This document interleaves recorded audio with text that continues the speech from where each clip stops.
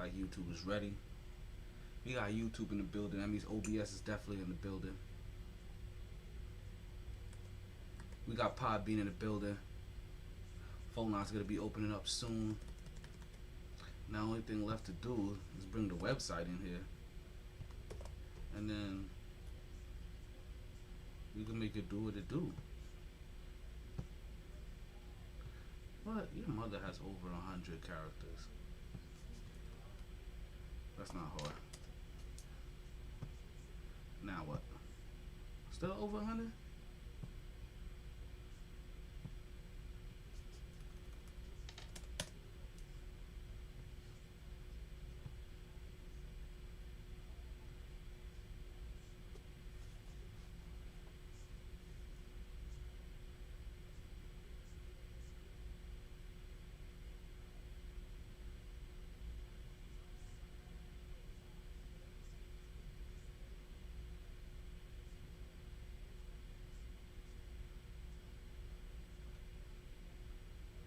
Okay, look like we got the website up into the building. Now let's go ahead and start the motherfucking podcast.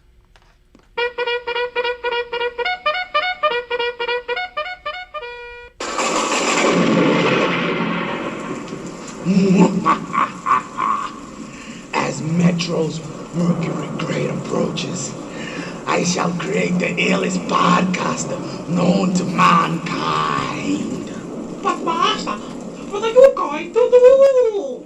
Howard Stern, Stephen A. Smith, Joe Rogan, Dave Chappelle. Why Dave Chappelle? 'Cause he's a funny motherfucker. Jay-Z. Jay-Z? Because he has money. You fucking dickhead. Oh, I'm sorry, Master. I'm very sorry. The heart of India. The strength of a black man. And the pride of a Spaniard. I present to you MyT. It's alive. He's walking, Master. He's walking. MyT Sports.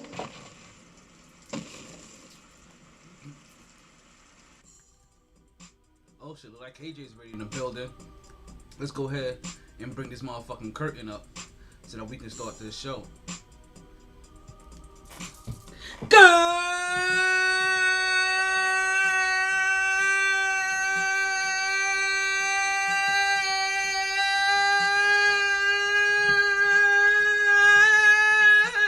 afternoon and welcome back to another edition of the MyT Sports Podcast. I am your host and one and only Talent Omar Taylor. It is another Fuego day in the hottest city in the world. It is May 7th. They said who's gonna have highs of 89, lows of 69. Current temperature right now is 85 degrees, right? They're supposed to have scattered showers, so it's about 50% chance of rain as always. Now, something that you guys may not know about May 7th. May 7th happens to be a very special day for your boy. We're going to talk about that in just a little bit. Before we get into that, listen, we gotta talk about Mayweather because you know what?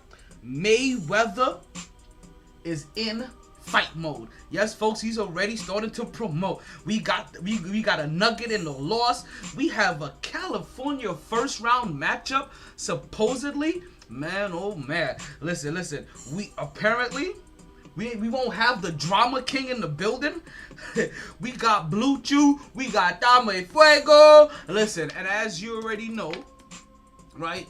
One of the ways that we like to start the podcast is also with our birthday shout-outs. So you know, those are going to be coming up real soon. But you guys already know, regardless of the... Whoa, let's get ready. Regardless of the time. Take that. And regardless of the weather. You play to win the game. Hello? It's always a good time to talk some sports. Let's stir this motherfucker up so we can get popping. So...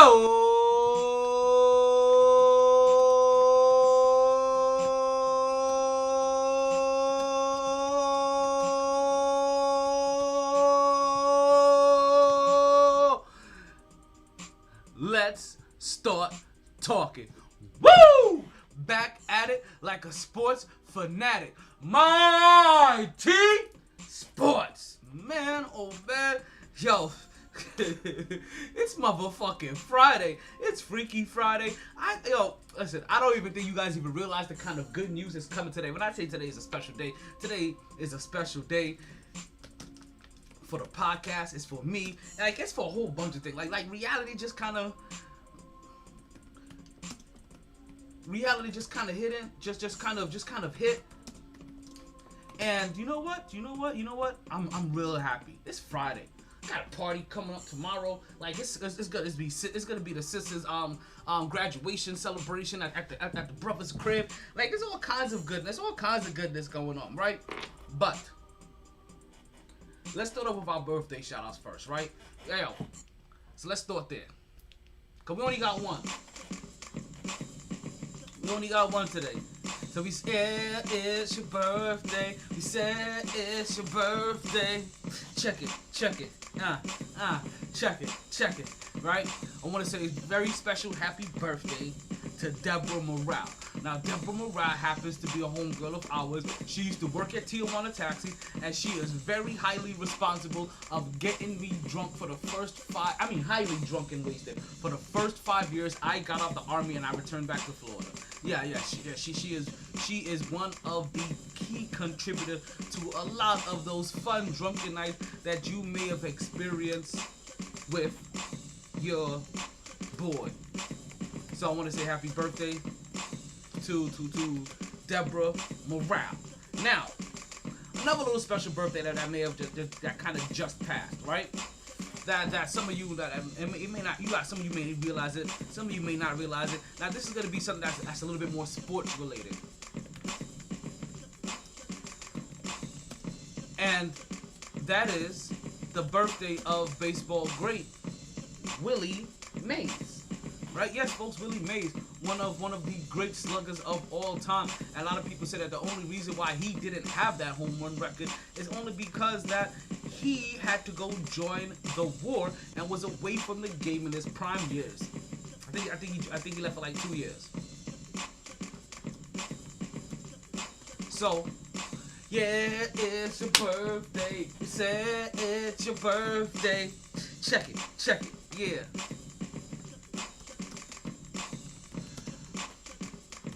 Now, so there goes happy birthday to Deborah and to Willie, right? Not to Willie, but yeah, Willie Mays. Now I told you guys that it was a special day today, right?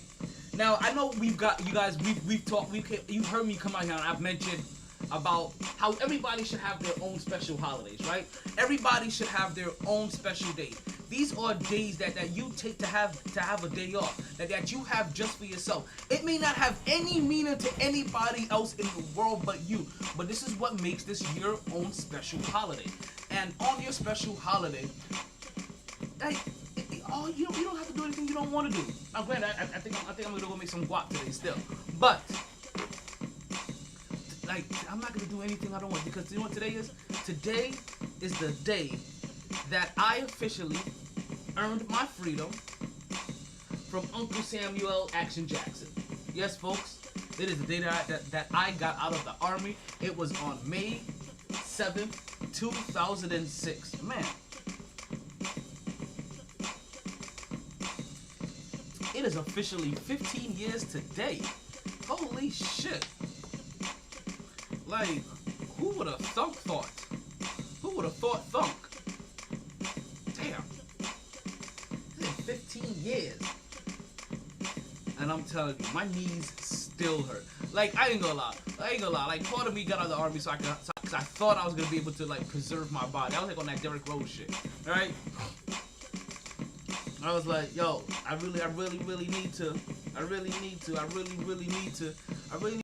preserve this body of mine. Like, yo, like if I'm having like all these, and trust me, I really needed to, because I had gotten it was 3 surgeries in 4 years, or 3 surgeries in my last 3 years in the Army, 2 on my knee and 1 on my wrist, and I was like, yo. if I'm gonna be doing surgery like every other year to try to repair shit, right? And constantly having to get fucking cortisone injections and constantly in and out of therapy.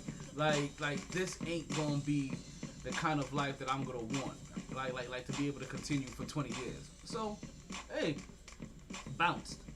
Now, little did I know that what the army would do to me is still kind of program me to always want to be physically active. And I didn't say like I ain't always gonna grow up physically active. I'm just saying, like, it programmed me now to even be more physically active.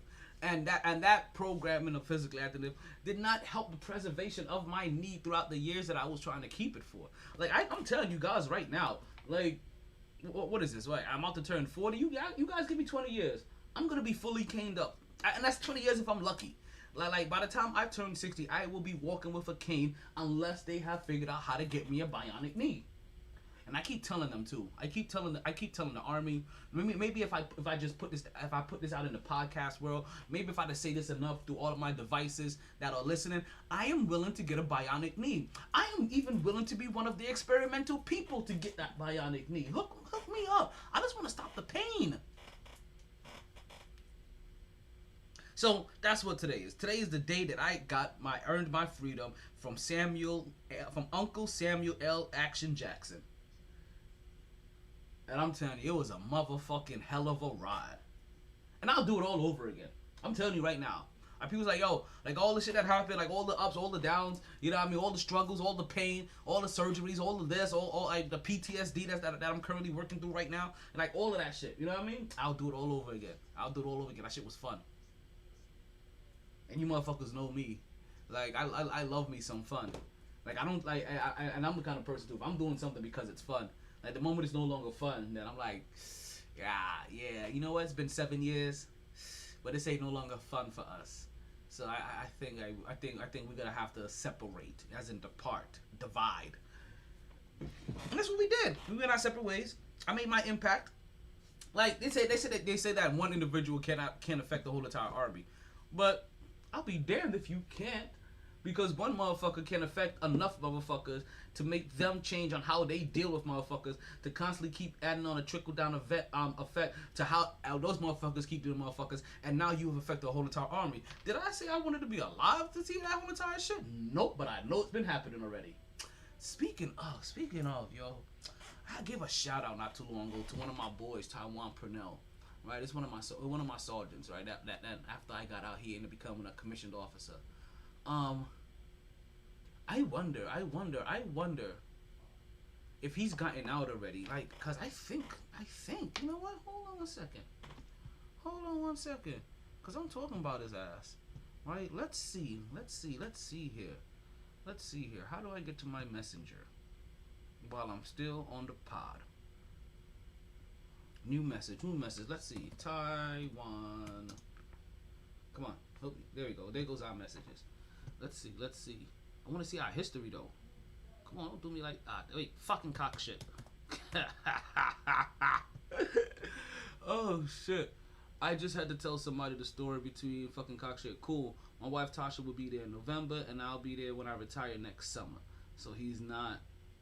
Oh, shit. Fort Lauderdale, real close to Miami. Okay, we're moving to Tampa. What part of Florida? Cool. Okay, so they're moving to Tampa.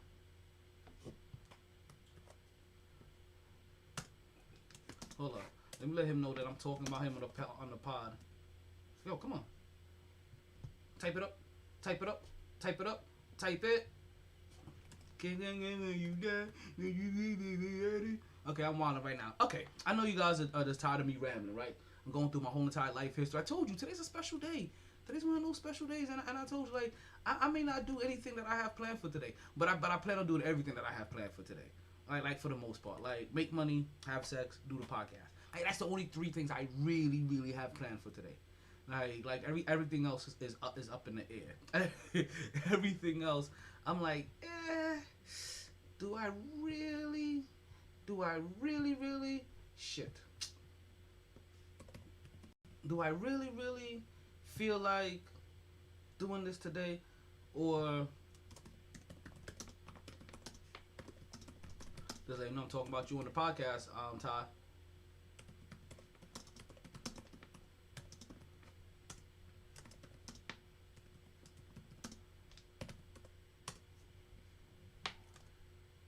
Let's see if he saw all that.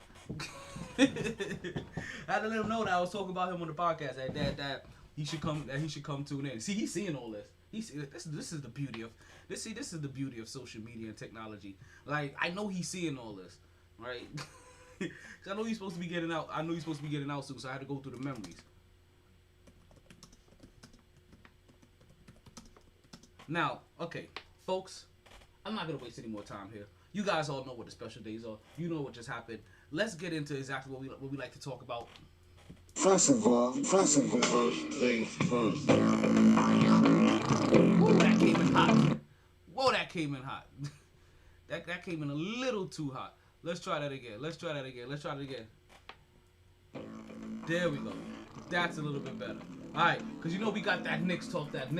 You know we stay with that Knicks talk. And you know, I ain't gonna lie. Listen, I gave him the bat signal. I gave him a little shout out. Let's see if he pops into the room. If he pops in the room, guys, just let you know that we about to divert this whole entire conversation. I'm about to play some catch up. You know what I mean?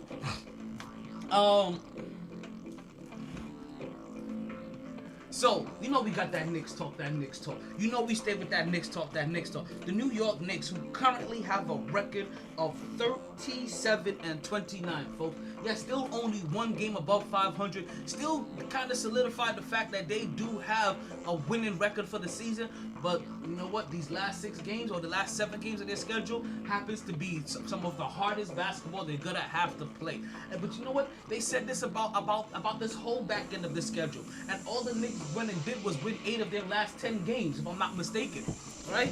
So when it comes to that Knicks, you know we stay with that Knicks talk. Let me give you that Knicks talk. Let me give you a bunch of these Knicks numbers so you don't have to wonder anymore exactly where we are when it comes to this rat race and being in the playoffs. The New York Knicks are currently now 9th in the league, folks. Last time we spoke, they were 8th in the league. Yet they have officially dropped 1 spot. Now they're officially 2 teams ahead of the New York Knicks. I'm sorry, there's officially 1 team ahead of the New York Knicks that has not clinched the playoffs, and that is the Dallas Mavericks, folks. Yes, the Dallas Mavericks just moved ahead of the New York Knicks to become the 7th team, become the 8th best team in the league. The New York Knicks have fallen to the 8th best team in the league. Now I'm gonna tell you about this, right? About being the 9th best team in the league. That the New York Knicks are tied. Yes, folks, they are tied with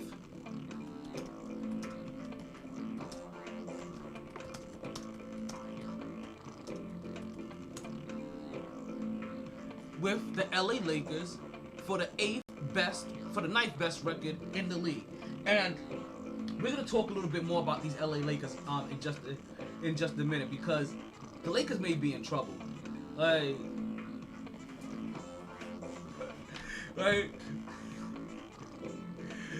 the Lakers are in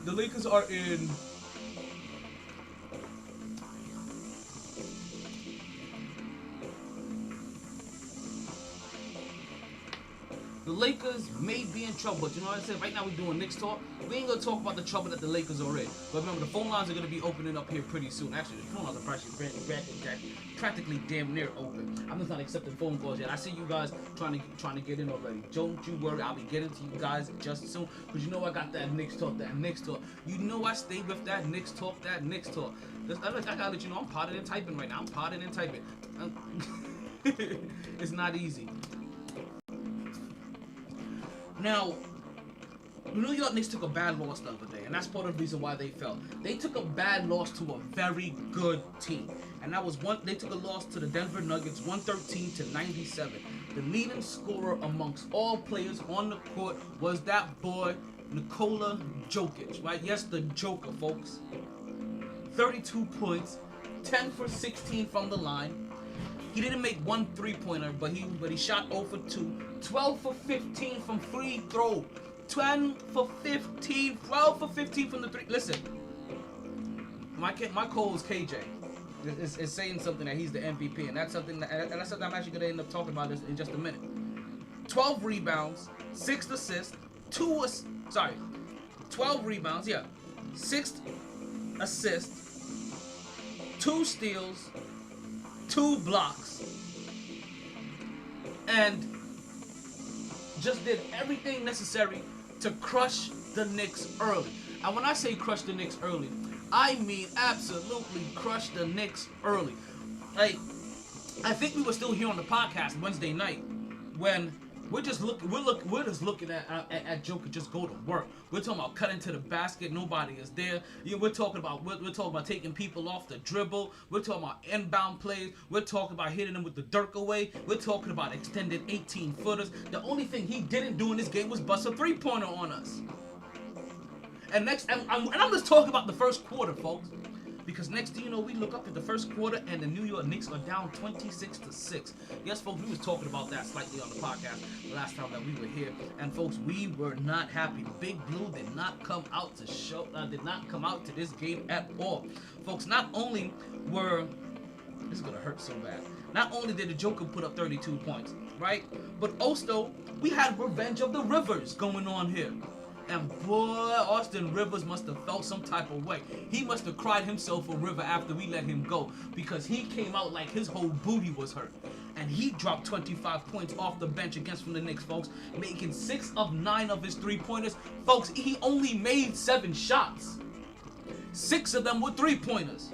And then he went to the line for 5 more shots. Austin Rivers outscored every single Knicks player. Wagwan sugars, let me see y'all watching me. Love you. Thank you for watching the podcast. Austin Rivers outscored the whole entire Knicks team. Like when I say shit has been crazy, like shit has been crazy, dog. Like shit's crazy, shit crazy. Shit's crazy, shit's crazy. You know what? Let me get a drink in me.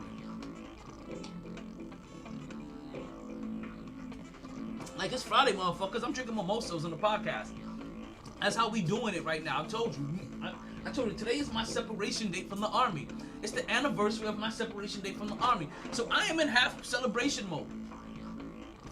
As if I'm not always celebrating every time I do the podcast. Cause not for nothing, every time I do the podcast, it is a celebration because it is an honor to have to be able to do a podcast. You know what I mean, and bring this podcast to you guys consistently every single time, for every single week almost for the majority of the last 6 years. We're talking about 300 episode excerpts of the MyT Sports Podcast. 308 of these bitches, and I ain't doing this just for my health. I'm doing this because you motherfuckers, like, I got people that keep coming back. Like, I don't know what, listen, I don't get it, but I appreciate it. I appreciate that shit.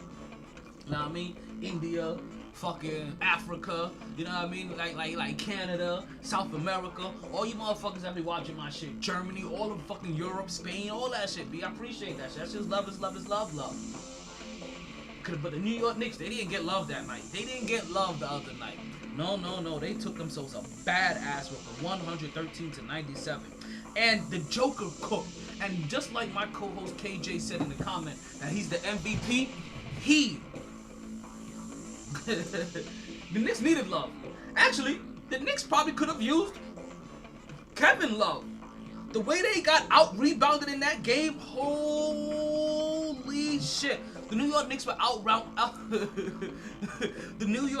out-rebounded 64-42, folks. 64-42. You understand? The Denver Nuggets had more defensive rebounds than the Knicks had total rebounds. Yes, we need Minnesota Kevin Love. We didn't need the Kevin Love that hustles for rebounds and gets easy points and understands how to work the post and work inside shooting. Well, I want shit. Let me say y'all now join inside the pod B.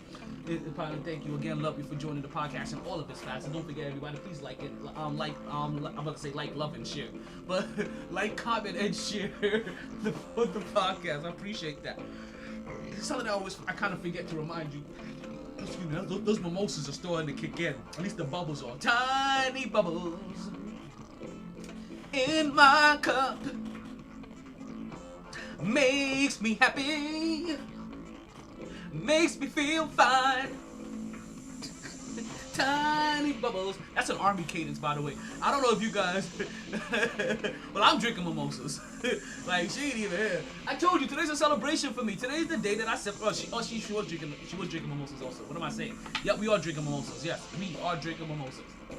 I forgot she took hers to go. What am I saying? I mean, she drank hers here. And then she took an Uber to her next destination. Oh shit.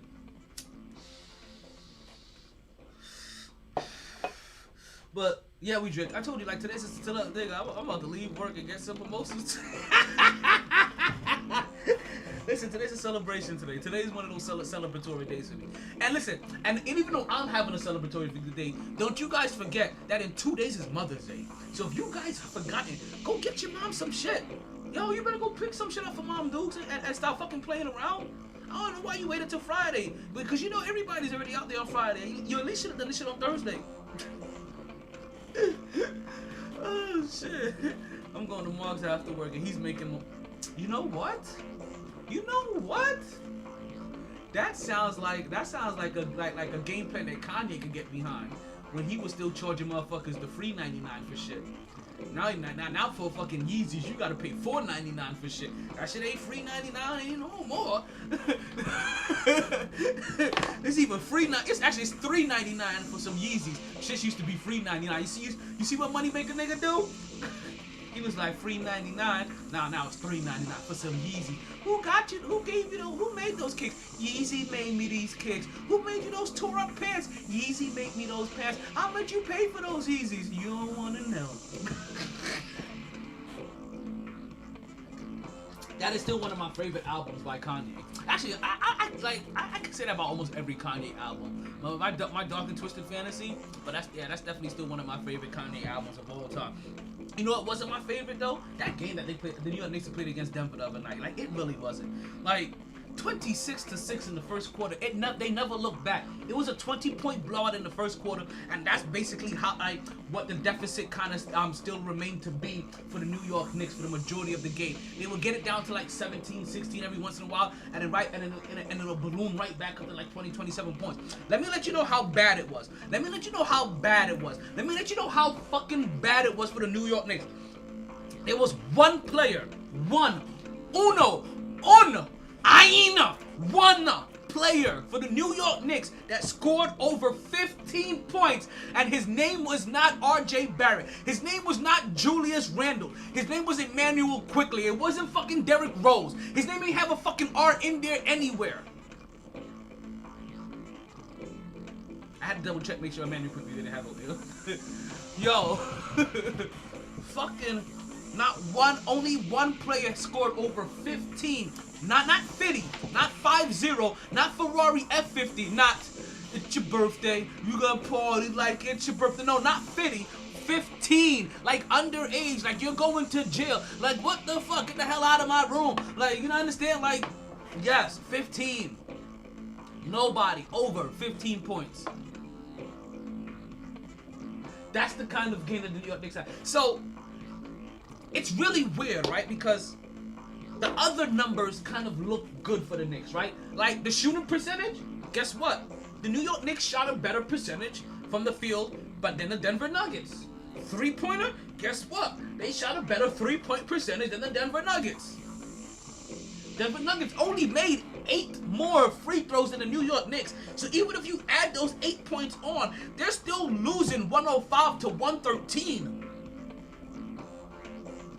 I know that sounds better, but it's not. They got destroyed, dismantled. They got manhandled. They got ragdolled. They got, yo, we're fucking for the first time, and this is the interview kind of shit. That's how bad they got fucked in this game. Taking another sip. You guys cheers with me real quick. I swear to God, I thought Ashton Kutcher was gonna come out of this motherfucker. Like, they straight up got punked in this bitch. Yes, KJ, I got you. Emmanuel Quickly, he scored 18 points, folks. 18, that's it, that's all. 18 points.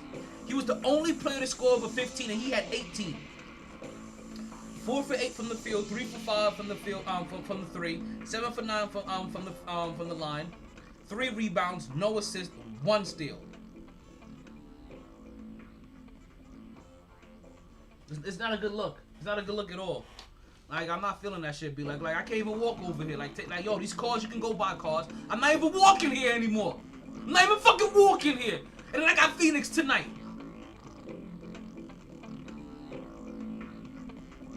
Can't even walk here. I'm just over here watching cars go by.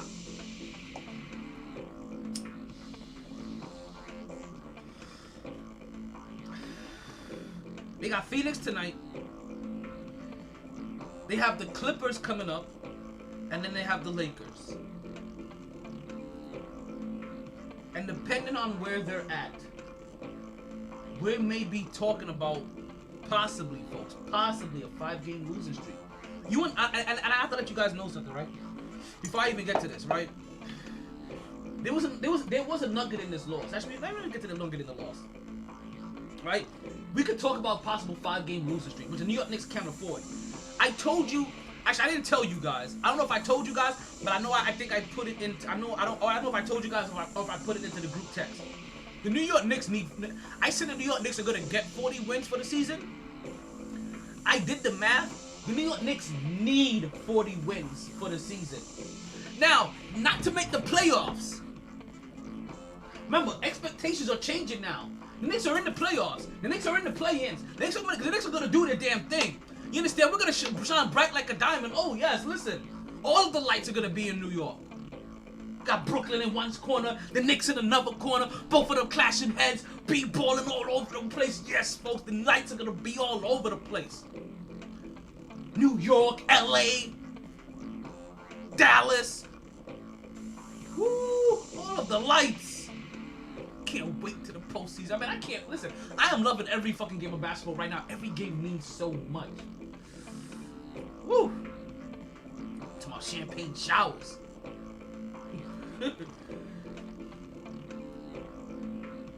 The magic number for the New York Knicks is 40. And that's really what it is. Now, what does that 40 represent? It's 40 to solidify that number 4 spot. If the New York Knicks want to be a top 4 seed team, right? And have a home game, have a home series run through New York, they have to win 40 games. 39 ain't gonna cut it. If they play 39, they're gonna be tied with the Atlanta Falcons, Atlanta Hawks. And they don't matter to me. They're both dirty birds. Right? They're gonna be tied with the Atlanta Hawks. Now we have the tiebreaker over the Atlanta Hawks. So 39 can do it. I want 40. We're from New York. We grew up on 40s. Can I have a 40, please, on my stoop? You guys don't understand how many fucking metaphors and similes I throw you guys. I throw your way. Everything has a purpose. Nothing is done by mistake. There's a method to my madness. Shout out to Shakespeare for giving me that line for life.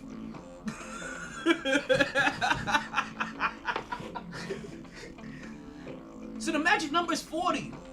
The magic number, and it's so weird, right? Because in my head, like, and I had to say this, right? And I had to say it it wasn't even so much for you guys to understand that the New York Knicks, that the number 40 represents them holding on the 4th spot. Because in my head, my expectations have changed so much. I will be disappointed now the Knicks don't get 40, as if they missed the playoffs. That's kind of how I feel. I don't want the Knicks to fall to the 3 slot. But it's okay if they fall to the 3 slot. I don't mind Milwaukee either. I've said that shit already. I don't mind Milwaukee. I'll take Milwaukee all day long in the first round. I believe, and I know Milwaukee just beat up on Brooklyn, but that's Brooklyn. They can out-physical Brooklyn. They can't out-physical the Knicks. We out-physical them. And I've seen it. I've seen that shit, nigga. It's true, nigga. It's true. I've seen it. Got me challenging my Paul Mooney over here. I've seen it, nigga. I've seen it. It's true.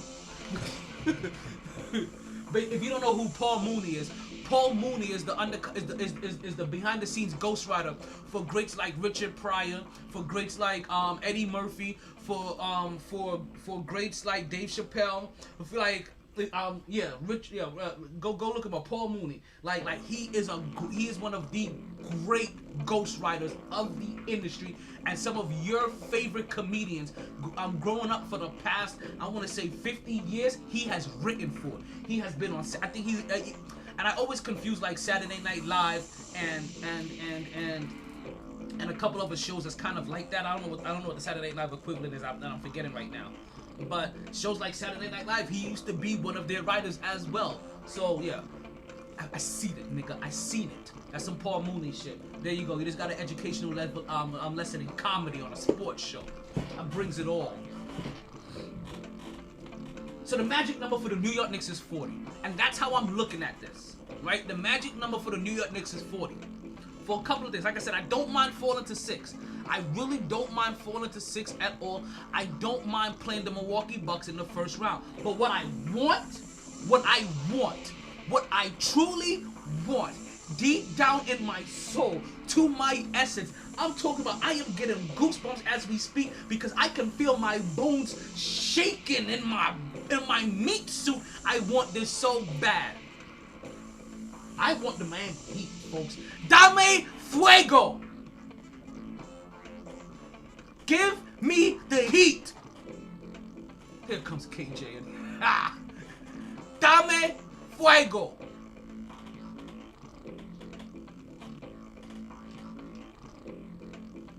Yeah, Dame Fuego. Yeah. Dame Fuego.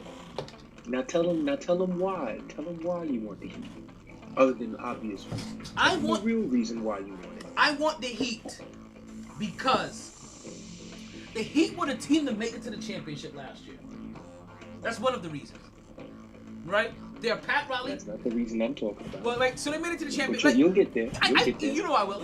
They're the team that made it to the championship last year, right? So they're a very good team to test ourselves against, right? Especially in the first round, right? They're a hard-working team, like we're a hard-working team. We both come from similar playoff trees, right? I absolutely hate Pat Riley, and I have a disdain for Pat Riley because he quit basketball and then he went and become the president of operations for the Miami Heat, and then he became great, and that was already our rival. So there's a rivalry there already, and I want to witness this rivalry live. I want to see a Knicks playoff game, and that's really what that means. That's all it is. I want to see the Knicks playoff game, and the only way for me to see a Knicks playoff game live is for them to play the Miami Heat in the first round. So all of that. So basically, what KJ's basically saying that you could throw away everything I said before I said I just want to see the Knicks play a playoff game live, and the only way to make that happen is for them to play Miami. Because all that other shit is fluff. That shit is sprinkles. It's the frosting that Publix has, that buttermilk, you know what I mean, that butterscotch frosting, whatever that shit is, the cream cheese frosting, like that's like it's just that. It's a cherry, you know what I mean? Just be prepared. Just be prepared. Like I told you in the group chat.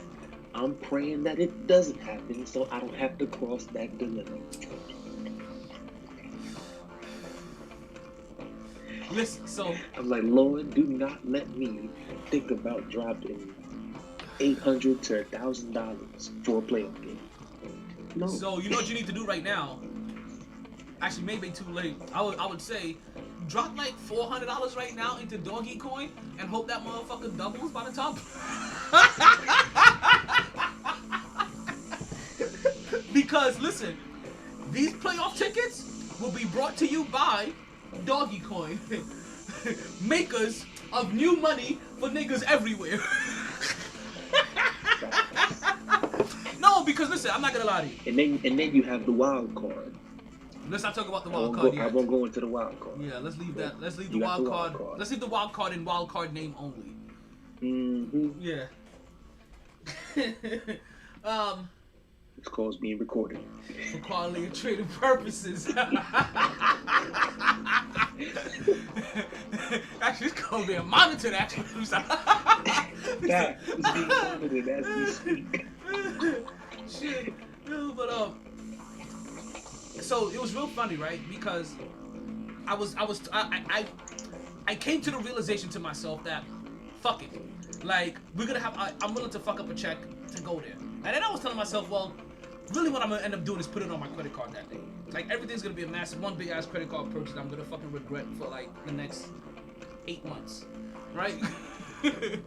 Just don't complain to me on the podcast about it. I'll be like, remember, I ran everything down for you.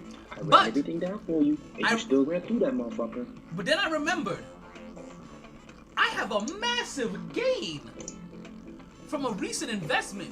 And this is what rich niggas actually really do. What they do is that they take their assets that they're okay with losing, because some assets that you have you got them just to be liquid, and this was one of the assets I got just to be liquid on. And so you know what the fuck I'm gonna do? I'm gonna give myself a once in a lifetime experience. Now, granted, I may end up doing now based off the position I know I'm gonna put myself in over the next 10 years.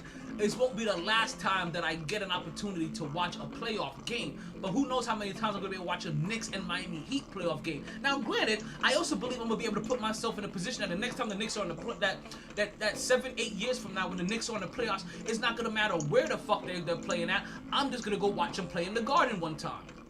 You know what I mean? Like that's the kind of place I'm planning on putting myself on. But this is what the beginning of that looks like, where I'm able to go ahead and be liquid because of Dogecoin and not spend literally any of my own money. This is literally all profit I'll be spending to go buy these tickets and have myself a fucking good day. Chill Will just joined the podcast, and Chill Will is calling it. I'm gonna need Chill Will. I think I have this somewhere.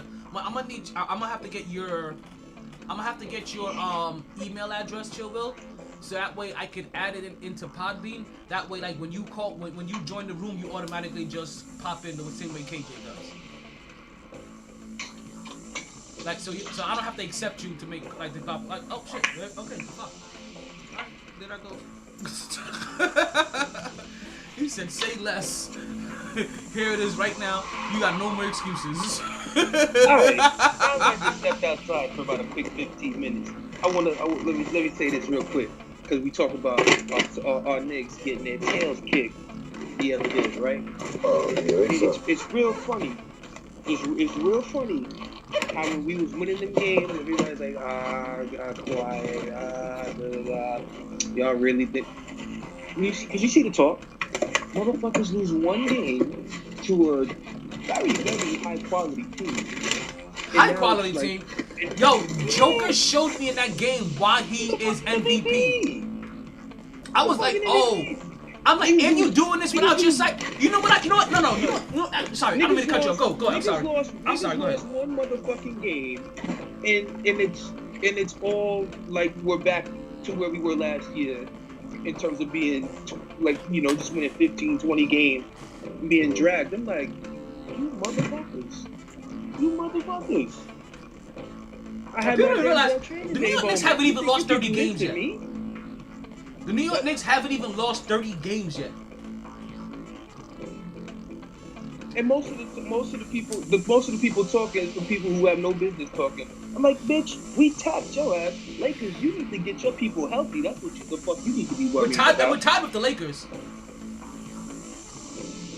We are currently tied with the Lakers. You motherfuckers, keep your mouth shut.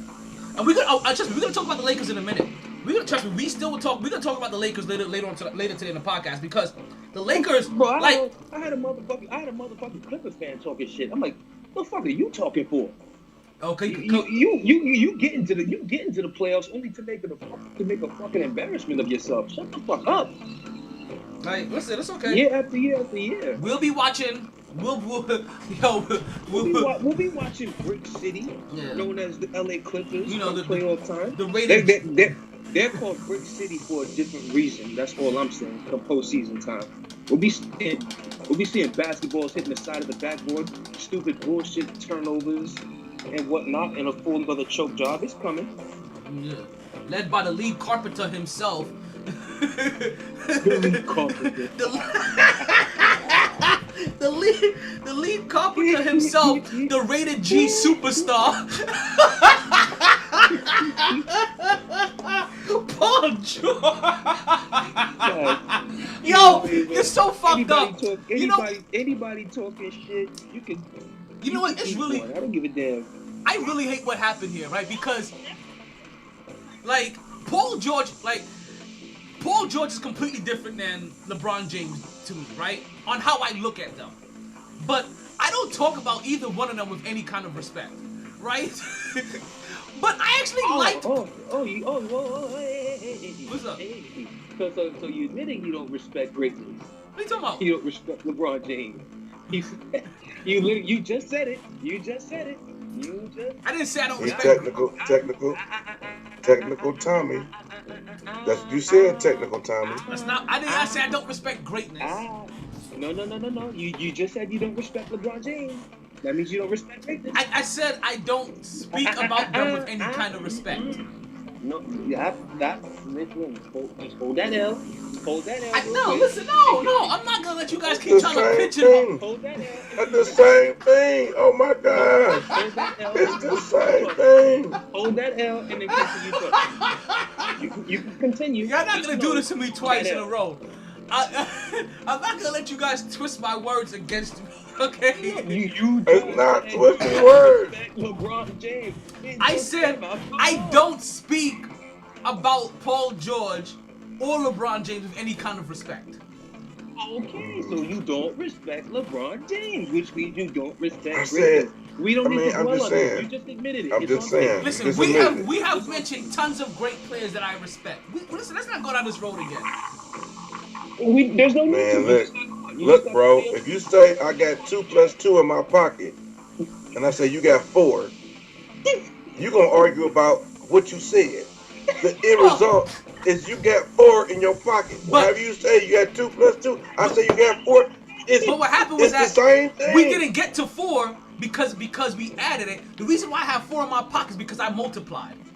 I'm just saying. It don't make a difference. the end point is that you don't respect greatness. His wrong. Look at him trying to Yes, justify he his is. wrong. He You got can't. caught in his It's not even work. There's nothing for us to This is all. try to prove. I do He respect confessed greatness. that he doesn't I just respect don't talk about This LeBron call with any- is being recorded for quality assurance. Amen. Get him. Yeah, remember that? Oh man. Okay, so let's get back to what I was saying, right? But there's a big difference here, right? Like when I talk about LeBron James, right? And we're talking about like Why are you explaining? we're talking about the drama king LeBron. No, I'm not talking about. I'm not talking about what you guys are talking about anymore. I'm trying to get back to my point. I was trying to make. Right? I don't talk about them with any kind of like respect when I talk about, but it's completely different, right? Like LeBron James, when I talk about like the drama king LeBron James, right? You said the generous king LeBron James. My bad. Right, that was Bart Scott. Sorry, I was listening to him earlier. Listen, if Bart Scott don't like it, what you expect me to do? Like, that's my man's in him. Look, I don't like LeBron James either. He still brought us a ring. I can't stand LeBron. But I don't like that nigga either. But I respect greatness. It is completely different when I talk about like Paul George and LeBron. Like when I talk about LeBron James, there's more of like a disdain for him not living up to like his great. You know what I mean? Like, but Paul George, he just makes me laugh. Paul George, I don't know why. Paul George just makes me laugh. Every time I just think about Paul, he just makes me laugh more than anything else. That's what I was trying to get to. Paul George makes me I don't laugh. think he takes himself seriously. Who, Paul George? Mm-hmm. I think he used to. And then my niece broke his heart, and then I think he stopped. You're right. That's accurate. I think that's accurate. Listen, you guys, actually, I'm gonna tell you this. Remember, there was a time stretch and he was in Indianapolis, right? It's right before he broke his leg. And he was balling for a while. And then all of a sudden, to the season, like, he just had this patch where he was struggling. Well, he was fucking up in his relationship.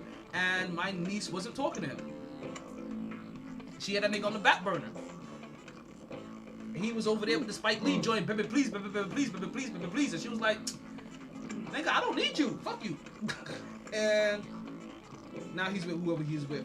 Or now past removed and now, yeah, we had something to do with that. I'm sorry. I was really bad about that time too because that was supposed to be that year he was supposed to get over that hump, and you know, he ran into a different hump. Bro, how old is Paul George? Paul He George gotta be like 28, 29, something like that. Paul George's been in the league for a minute now. Yeah, Because he was there. Yeah, remember he was a young knucklehead, bro. Because he was there during. Because he was there during the Big Three era. Mm-hmm. And he was over there with what was that center name? The vertical god. Oh my God. Birdman. Not Birdman, the vertical god from Indianapolis. The center, the 7'2" god. Oh, the waste of space. Oh, Yeah. Herbert. Yes. What's his name? Yes, him, Hubbard, Hubert. Yeah, Hubbard. the waste of Hubert. space. Yeah. That's 7'2" guy. Like, oh god. Hey, so Paul George is 31. Well, fuck that, because I just went to go see how old he is. Hey, do you know this man's full name? Oh god. Paul Clifton Anthony George. Paul Clifton Anthony George. That Yeah, that sounds like that sounds like the rapper that Eminem ate up in 8 Mile. Papadopoulos. This is Clarence, and Clarence has really nice parents. Look at Clarence now. Clarence is Captain America now. Everybody's 4 first names, and this is the dude that they expect to come through in the playoffs tonight? Man, I've seen so many big booties in a matter of 20 minutes. I'm sorry, y'all. I just had to get it out. I seen so many big booties in a matter of 20 minutes. This is ridiculous. Oh, I have nice. to move from this spot to be on this podcast. Shit, This is What are you doing ridiculous. on the podcast with us? summertime. Well, I'm not. Listen, it's pimping over here. It don't surprise me. Is this It's just a distraction. Has summer officially hit where you're at? No, it ain't. But it's just that's the crazy part. They got jackets and leggings on. Oh shit! So this one is just a. Cleveland, this is for you. He's waiting. Oh my gosh, he's waiting for that this whole time. He was waiting for that shit. You threw it to Alex. The whole time. It's your fault. It's your fault. Not the whole That time. ain't my fault. The moment you talked about asses. It don't matter.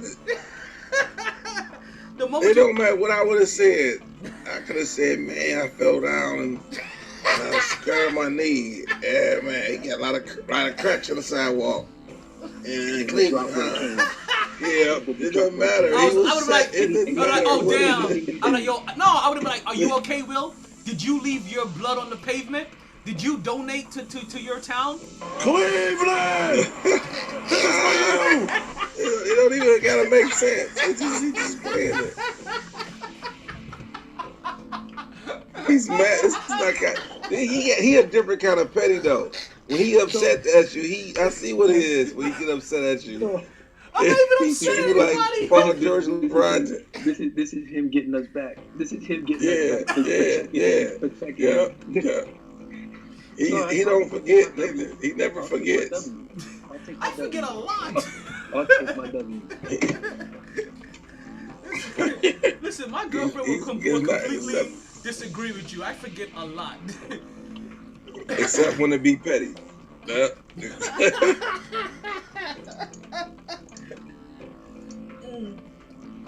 So, speaking of petty, right? I want to go to this Heat game. I want the Miami Heat in the first round. I want Knicks versus Heat. Now, my homeboy hit us up with so I know you was in the text. So that's my homeboy that DJs. He's affiliated with the Heat. He DJs for the Heat for some of their games or whatever. A lot of their games, but not right now. But you know what I mean, he's DJ for the Heat games. And COVID. So he hit us up with the COVID protocols for the game. He was like, well, if you go to the games, you're gonna have to wear your mask the whole time, and they're not gonna be serving drinks till after the. I think he said it to the after the beginning of the third. Let me read it. Yeah, he said the beginning of the third. You said something different. Yeah, he said the beginning of the third, but he could have just said after halftime, if that was the case, right? So I think he means the end of the third, hopefully. Right? And then he said, was that the only two concerns? You'll have to wear your mask the whole time, and you can't eat at your you can't eat or drink at your seat. Okay, sounds like okay, cool. So listen, when he first dropped that mic, I was like, that's some Aaron shit on draft day. Like that almost fucked up the whole group text. I was like, God damn it, bad news, Bobby. Like, what? I can't bring my what to my sleep? And I say bad news, Bobby, because like he was also the person that used to give us the COVID updates every day in the beginning of COVID. So after a while, like we started calling him like bad news, Bobby. Like, yo, why you always updating us in the bad news? Like, give us some better shit. And then he stopped. So Like, so he dropped that bad news mic. I was like, damn it, man, what the fuck am I doing? So I thought about it. So I was hopping in the shower, right? So I thought long and hard about it in the shower. And Pause. okay, pause. Shit. And I started looking at him like, when he gets in his bag, he really don't. He's like, all right, so I hopped in the shower, I lathered up, I lathered off with the coconut soap, and I was thinking about y'all. I thought about y'all hard and long. I thought about y'all hard and long. And I was like, oh, what? Hey, yo. What is happening? Give me in his bag. Give me in his bag. You been on that was not some information I feel like I need to be privy to. Got the shower. Chill out. That's not the with my coconut soap. That shit's not for Cleveland. That's for Milwaukee. Milwaukee, this is for Don't put that shit in there. Cleveland, this is for you. That's for Milwaukee. Don't do that. that shit ain't going nowhere. I had my chest out. Man, it felt great. Yo, cause I was shitting when he hit me up, right? When we was having this conversation. So, like, I went straight from shitting to the shower. Okay. So, like the pause and when I had to think, the time to think was in the shower. So like that's what I'm trying to get the paint. You know, that I was trying to just paint that picture. Like, you know that people think in the shower kind of shit. Like, okay, you know, like he hit me with some shit that I had to ponder on, right? I want that picture.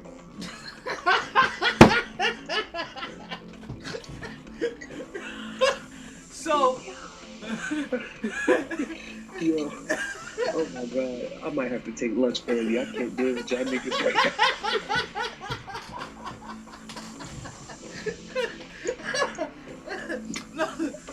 I was in the shower with the coconut soap, my chest out, lathering up, thinking long and hard about how the Knicks, you know, they put that thing on them. I'm just so glad I have y'all in my headphones right now. Oh my god. The podcast is kid Yeah, friendly. just painting the picture, you feel me, son? The podcast is adult friendly. I mean, it's not for work friendly. Look at talent on his Freaky Friday tip. Lord have mercy. Oh shit. I didn't know you was moving like that on Freaky Friday. Keep that shit to yourself. Alright, so I was thinking about it. Right, because he gave me something to think about. I was like, because then he dropped a hell of a statement that could deter some motherfuckers on the surface, you know? But then I thought about it. I'm like, well, if it's COVID right now, I don't mind having to wear my mask the whole entire time while watching the game, because we know how that's gonna end up going. Like, you're gonna wear your mask, sometimes you're gonna pull it down, you're gonna get yourself a couple of breathers, and not to mention, like, I'm kind of trained in wearing masks anyway.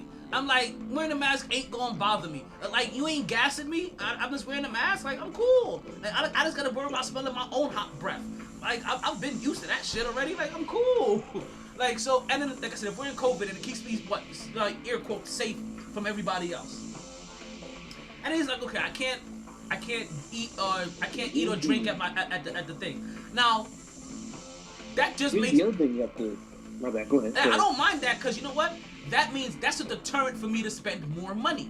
If I can't bring food and drinks back to my seat, that means I'm gonna be deterred from wanting to spend money, because I'm not gonna go there and sit down and eat and miss the game. So what I'm gonna do after the first quarter, I'm gonna buy a beverage that has liquor in it, and I'm gonna guzzle that bitch and go back and watch the second quarter. And then I realize I actually get to watch the game and not be too fucked up and miss it. You know what I mean? Because we'll be fucked up and shit. Like, we get fucked up before it. We go ham. We go a little bit ham during. Like at least this way I get to pace myself. At halftime, I get to have a beer and slowly drink that beer or guzzle that beer. You know what I mean? Through the whole entire halftime. If they are serving drinks right at the end of the third, I get to buy myself another alcoholic drink at the end of the third. You know what I mean? And guzzle that shit too. I'll be straight. That shit still would end up cost me like $70 fucking. Like. But you do need to understand that a lot of people are gonna have that same mindset and are gonna move just like that. So it's not like you're gonna fly through the line. It's okay. Then the other caveat that I'm trying to tell you as well, you gotta remember, they're only open the stadium to at most 50% come playoff time. So it won't be full capacity, which means the tickets are gonna be more expensive because they can't have everybody up in there. We'll see. Like right now, what you just showed me Like for I that said, Minnesota like game, I said, like that wasn't too bad of a I'm price. Like I would pay like what you just showed me for that 100 seat ticket for that game they have coming up. I would pay that right now for a regular ticket. So I'm like, That's okay. the lowest. That's the lowest. So I'm like, okay. So at worst, let's say that doubles or triples. I'm still okay. I'm still okay. And then you got wild card. I don't have to worry about wild cards. Okay.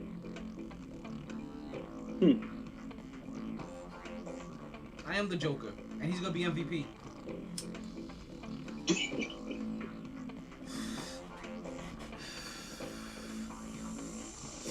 Like so when he said what he said, like I said, it kind of threw a deterrent like to me originally, but then I thought about it a little bit more, and I'm like, you know what?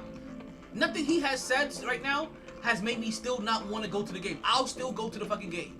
And also, what you said with Price, I'm also cool with, because you know what? This is all paid for by the good folks at Doggy Coin. Yes, folks, I invested in that shit a long ass time ago, and it's gonna pay its dividends. I'm gonna liquefy that motherfucker and buy my goddamn tickets the moment it goes on sale. I will not hesitate. So what I'm hoping for is in these next couple of weeks before, like in the next week, before the playoffs start, this motherfucker gets another nice little spike. I'm praying. Listen, we all need to put that energy out there that Donkey Coin doubles from its position right now. In the next week.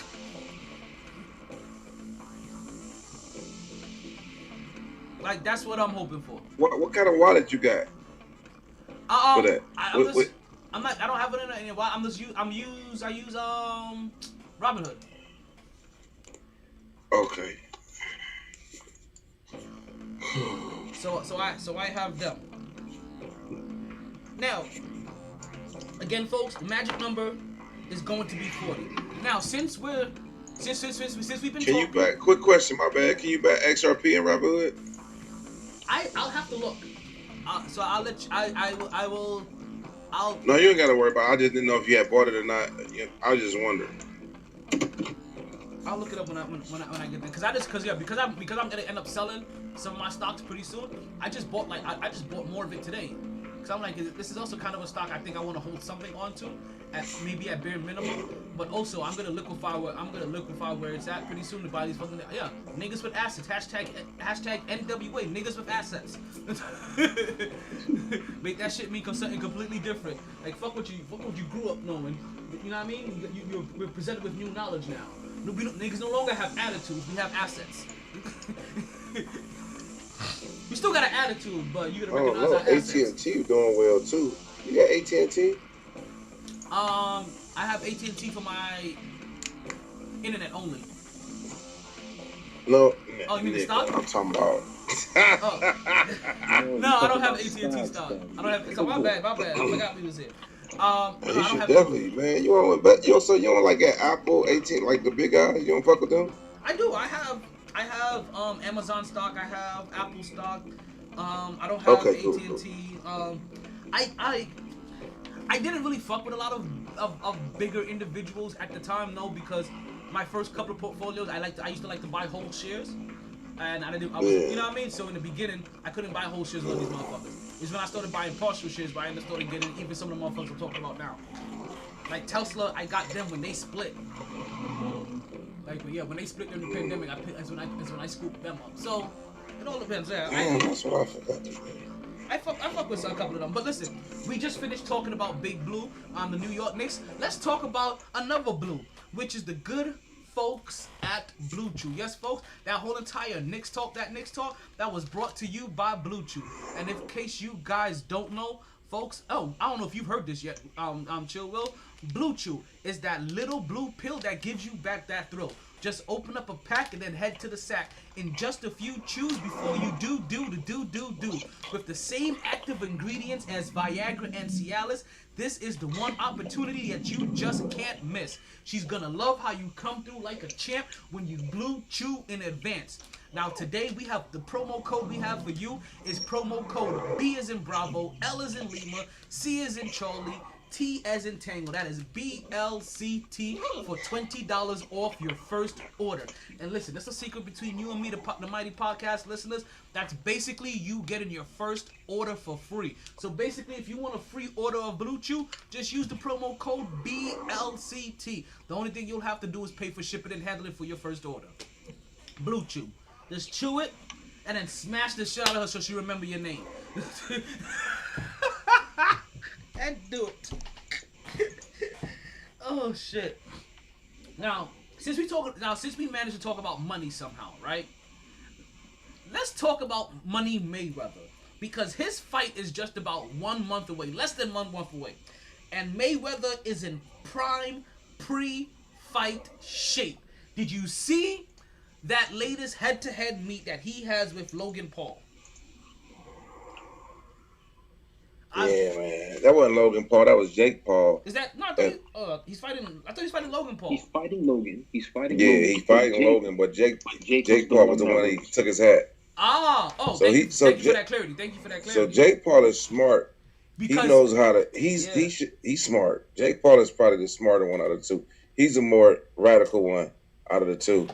And he probably know Logan gonna get his ass whooped. Mm-hmm. So he set up a fight, making sure he set up another big payday between him and Mayweather.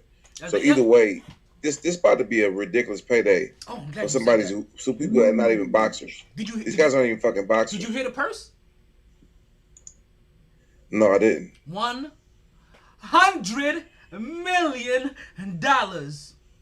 Yeah, and it's gonna be on Triller. It's gonna be what? It's gonna be on Triller like it was. I don't know. It's gonna be on. I didn't look. Hey, they should have been did this. I was just talking about this last night to myself when I seen that. Look, they should have been like distribute. I know you don't sound. I don't want to pose you. You said I was talking about this to myself last night. I've done this before 8 billion times. And I was talking like.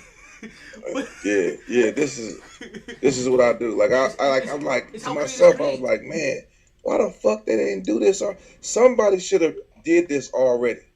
And this thing is, it's the enthusiasts that want to fuck up the game. But you really got people that were gatekeepers. Now this internet shit, man, it's blowing up, bro. And so now it's changed the game. Are you talking about the celebrity boxing matches? Yeah. They literally, like this shit about to change the game because it's not even on. They bypassing Don King, MGM, Golden Boy. Oh yeah, but you know what's so funny though? But you know what's funny though? All those people that you mentioned, they want to make sure that their talent gets on those undercards. Golden Boy. They got Ocho Cinco. They got Ocho Cinco on the undercard. Ochos. I'm watching. Yes. I'm watching. Doggy Coin may pay for this too. Thank you. That's what I'm saying. Stream that shit for free. Who Ocho's fighting yet? But damn, I don't even know. That's right. I don't even know who he's fighting yet. You know what? I want to see Ocho Cinco and Terrell Owens. Genius though. Shit. This shit is a genius. And we've said this before, right? We've kind of had this conversation, like because you say he fight Terrell Owens. I'm saying he should fight Terrell Owens. Oh. Yeah. I don't think Terrell Owens can fight though. He probably fight like a girl. Well, it don't matter. Listen, people pay to watch it. It don't. I heard, but they say Ocho really can box. Well, he's been boxing for like 20 years. You know what? I want to see Ocho Cinco fight Nate Robinson. You see Nate Robinson could come back and get a comeback for himself. Start getting these guys start getting these guys an amateur rank record, right? And seeing if they can start working themselves up, right? And the guy that comes out like after like a year with like the best record, then you get him to fight Mike Tyson and his shit. But listen though, I need y'all to understand what the catastrophic event this is about to end up being, bro. Let's go. If $100 million purse, they boxing on Triller. That's Snoop Dogg shit. So these motherfuckers should have been doing this. Like, I'm glad they're doing like verses. I'm glad they're doing verses. I'm saying, well, now we can really say, fuck Instagram, fuck Facebook. I'm about to go on Triller. Triller got a whole app, same difference, and I'm about to go on there. Triller like Instagram. Now it's so much availability. So open that shit up. Hold on 1 second. There's a Triller app that you have to go on? No, it is an app, but it's also I don't know how they do a pay per view, but it's an app too. Like you go on and get the actual fight. You know what I'm about. So, you know what my next question is, right? Who invests? Right, exactly. I don't think it's public though. Okay. So they're just starting it. They're just starting it. So ain't nothing really went. Know is, as soon as it goes public, I'm dropping $200 in that shit. I'm dropping 1,000. Did you do Endeavor, Talon? No. Endeavor, that's Dana White. They just went public. Ooh. UFC Oh! You mean the UFC? I haven't done it yet. No, I haven't done it yet. Yeah, I put a couple $100 in there too. But I have been talking about it the whole entire time. I haven't done them quite yet. It's called Endeavor. It's Endeavor. Yes. Endeavor. It's called Endeavor. Did I have the stock symbol written down? It is called Endeavor. I know it is called Endeavor. I thought I had it written down, but I may have just talked about it. Put it in the chat box, chill. Put it in the message box. I dropped it in the. You know what? But you know I did drop it in the. I dropped it in the money line already.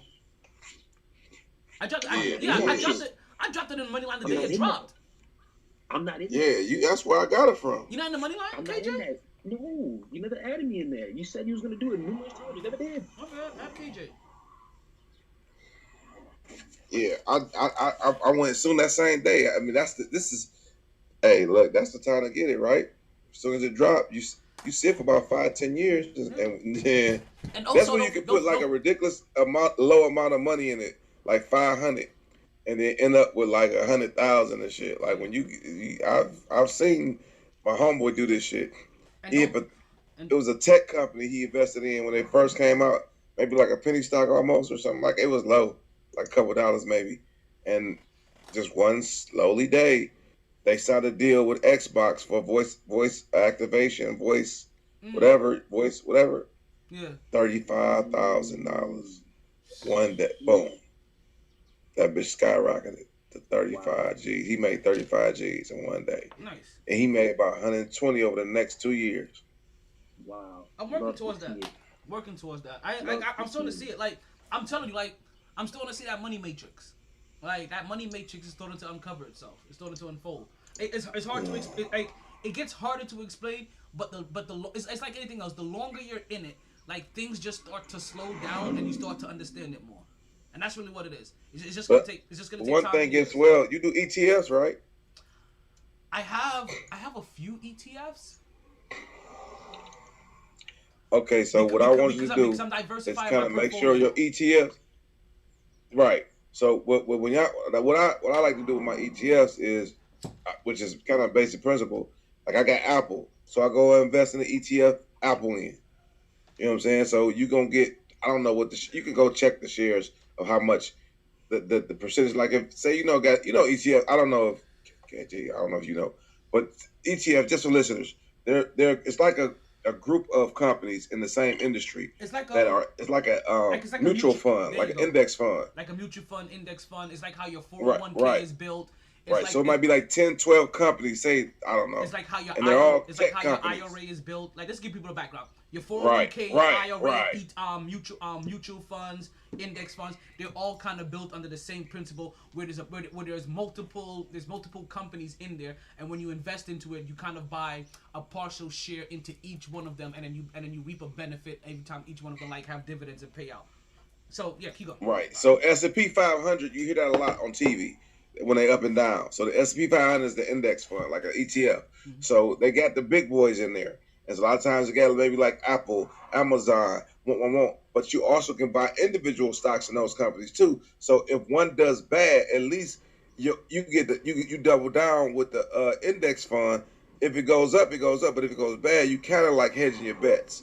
You know what I'm saying? By investing in it. So in that index fund though, it's not going to be all Apple. If Apple hit, you might get 20% of what it hit for, or whatever is allocated. Every company might be 10, 10, 10. Apple might be 10, or 20, or however it is allocated. The portions are allocated, which you can look up. But I mean, that's what I normally do, try to kind of hedge my bets by investing in Apple, and I got the Apple ETF, whatever that, I forgot it was S&P. They got the Vanguard, which is the tech one. Y'all got to get to the tech one. That's basically what I'm leading to, because the tech one has been doing outstanding, even in the motherfucking pandemic. Well, because all tech It's been doing. It's been exploded. getting like 14% or something. Like last year, it was the Vanguard one. Vanguard, that shit been doing great. And so that 14%, that you ain't getting that nowhere. And it's been doing like that the last 3 years, something ridiculous like that. The last 3 years. So that over 10 years, man, that's exponential growth. That's, bro. If you put $5,000 in there, you coming out smooth over 10 years, man. So yeah. Facts. No, yeah. Like EFTs is one of I have a few of them, and I couldn't even tell you which ones I have. Like, only because, and I have a bunch of them on my watch list too, because I just have to put more in there to diversify my Robinhood portfolio.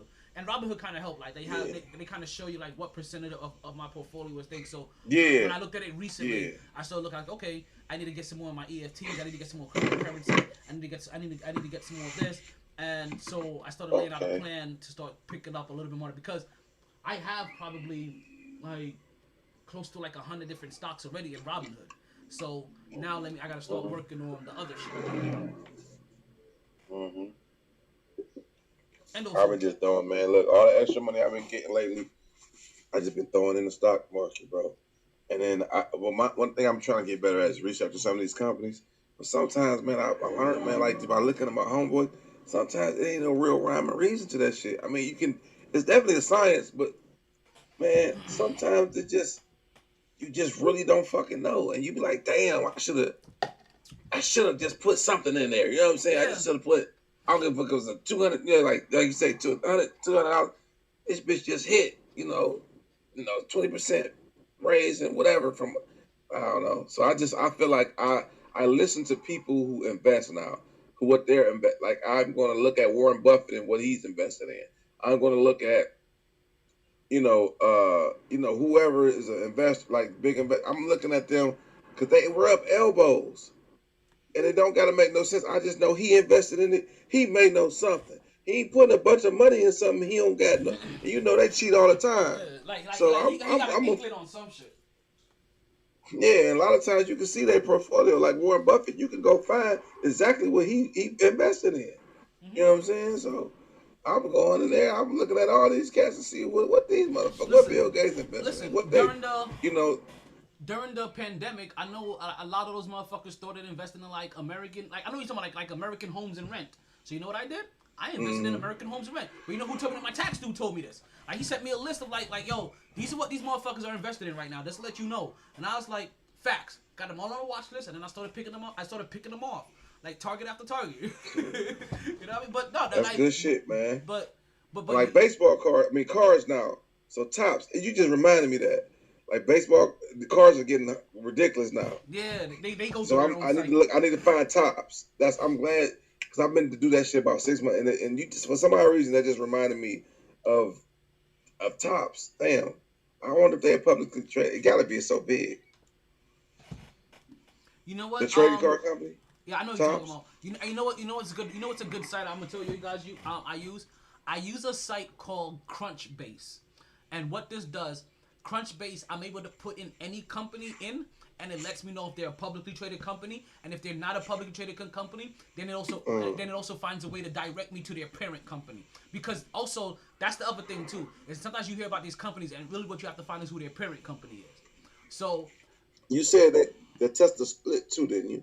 On a split, like they get, because I'll be looking at Tesla, we had two or three TSLAs or whatever. Yeah, Tesla did a split last year.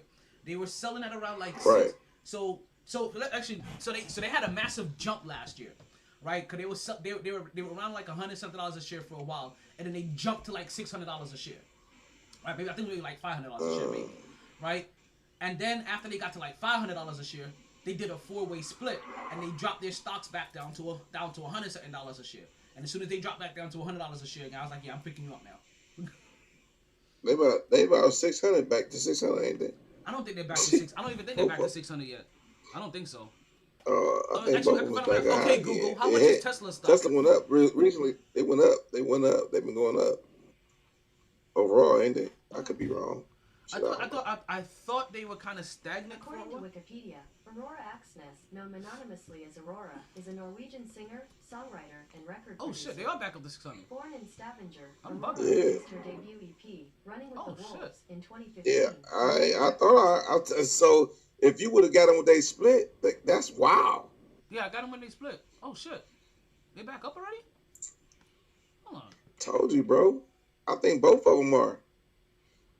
Yeah, see, when they split around this time last year, like, cause look, if you look at it a year ago last year, they was at 150, and that's when I got them. They might be almost at 700. Actually, I don't know. I'm looking at it right now. They- They had they- 668. Oh shit, they had a. See, I knew it. That's crazy, When did- man. How much I was sleeping on Tesla, and the whole time I got a bro that sucks Elon Musk dicks in imaginary every morning. Like, I promise you. And it's like crazy. And I should have, I'm thinking about, I just know I was so disgusted with him. Put my emotions into it and I didn't even invest in it. Listen, You know what I'm saying? Listen, there's only one person that I don't invest into based off of personal belief, and that's the Johnson & Johnson company. Oh, okay. Yeah. Well, a lot of people, the farm and prisons. A lot of people don't like to do the prisons and farm. Yeah, but pharmaceuticals is always a great fucking industry to invest in. It's like, Hell yeah, they got an ETF too. That's what I say. You gotta, if you get it one, fuck with the single companies, fuck with their ETFs too. That's a little strategy. Fuck with that, and then I agree.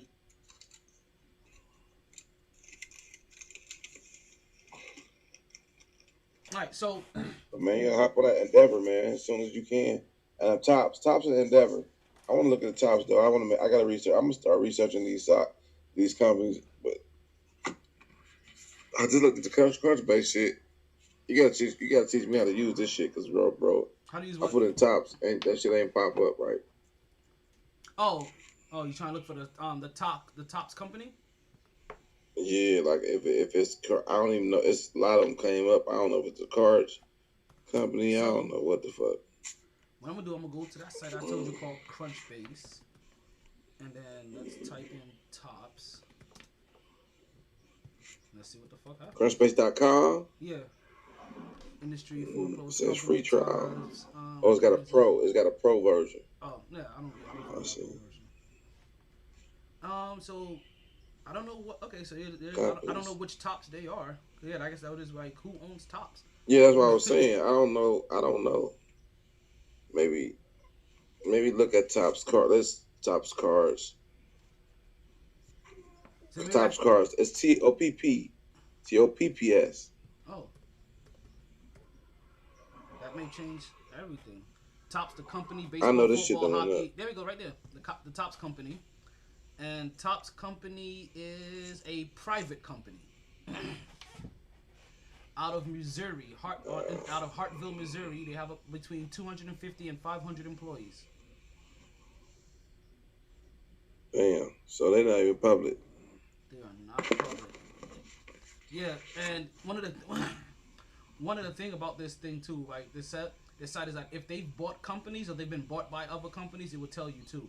They would tell you like, oh, this company's bought. Oh. So like yeah, so that's when like It says, look, check this out. April 6th. It says Topps IPO. Stocks of sports card trading company to come by SPAC, SPAC. I don't know what the fuck that means. But it just says Topps IPO has sports fans, investors cheering on the sidelines. The leading name in the card industry. Topps works with sports such as American football, soccer, blah, blah, blah.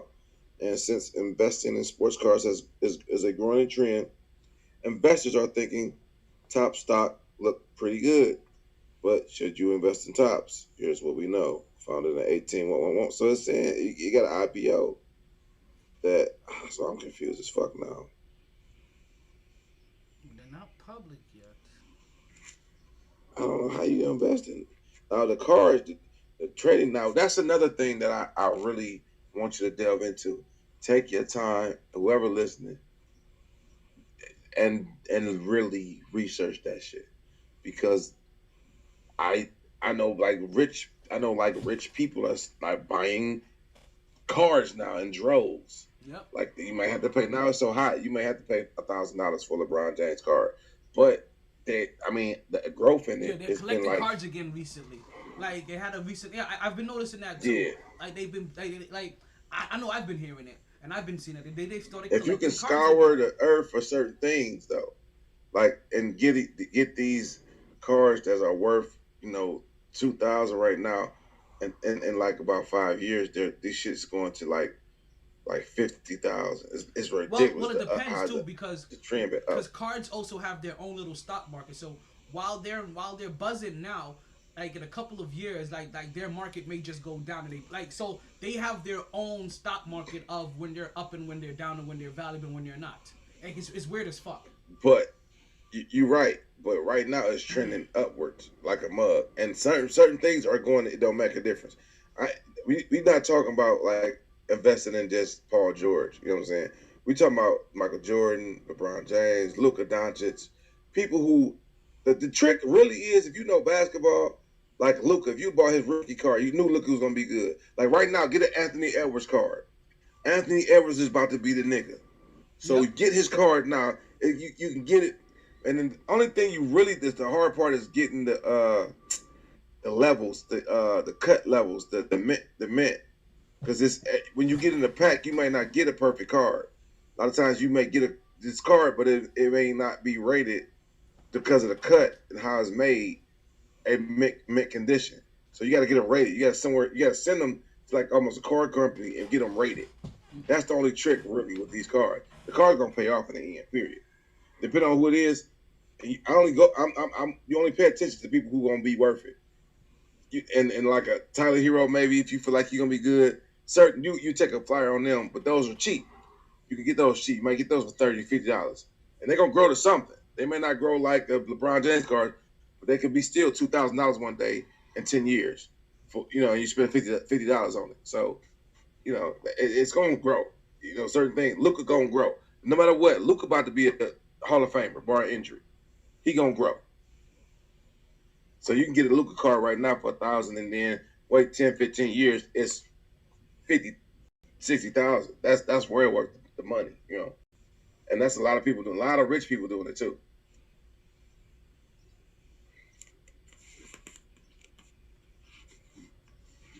That's what's up. And then you know what? Even weirder is that even with the cards, like because and you know what? Maybe it's because and I don't know, like if this is the case because I don't know how this works. I'm wondering if any of this is being tied into the fact that NFTs are starting to pick up. And NFTs are basically a way for people to start making money off of like digital content and things like that as well. Like so you can have like digital art but also not just digital content. NFT could be like just NFTs. Could also be like just invested into anything. Like Spencer Dinwiddie, right? The guard from the Brooklyn Nets. He had a portion of his contract be put into NFTs, which meant that you can go invest into a Spencer Dinwiddie. You could buy stock in the Spencer Dinwiddie.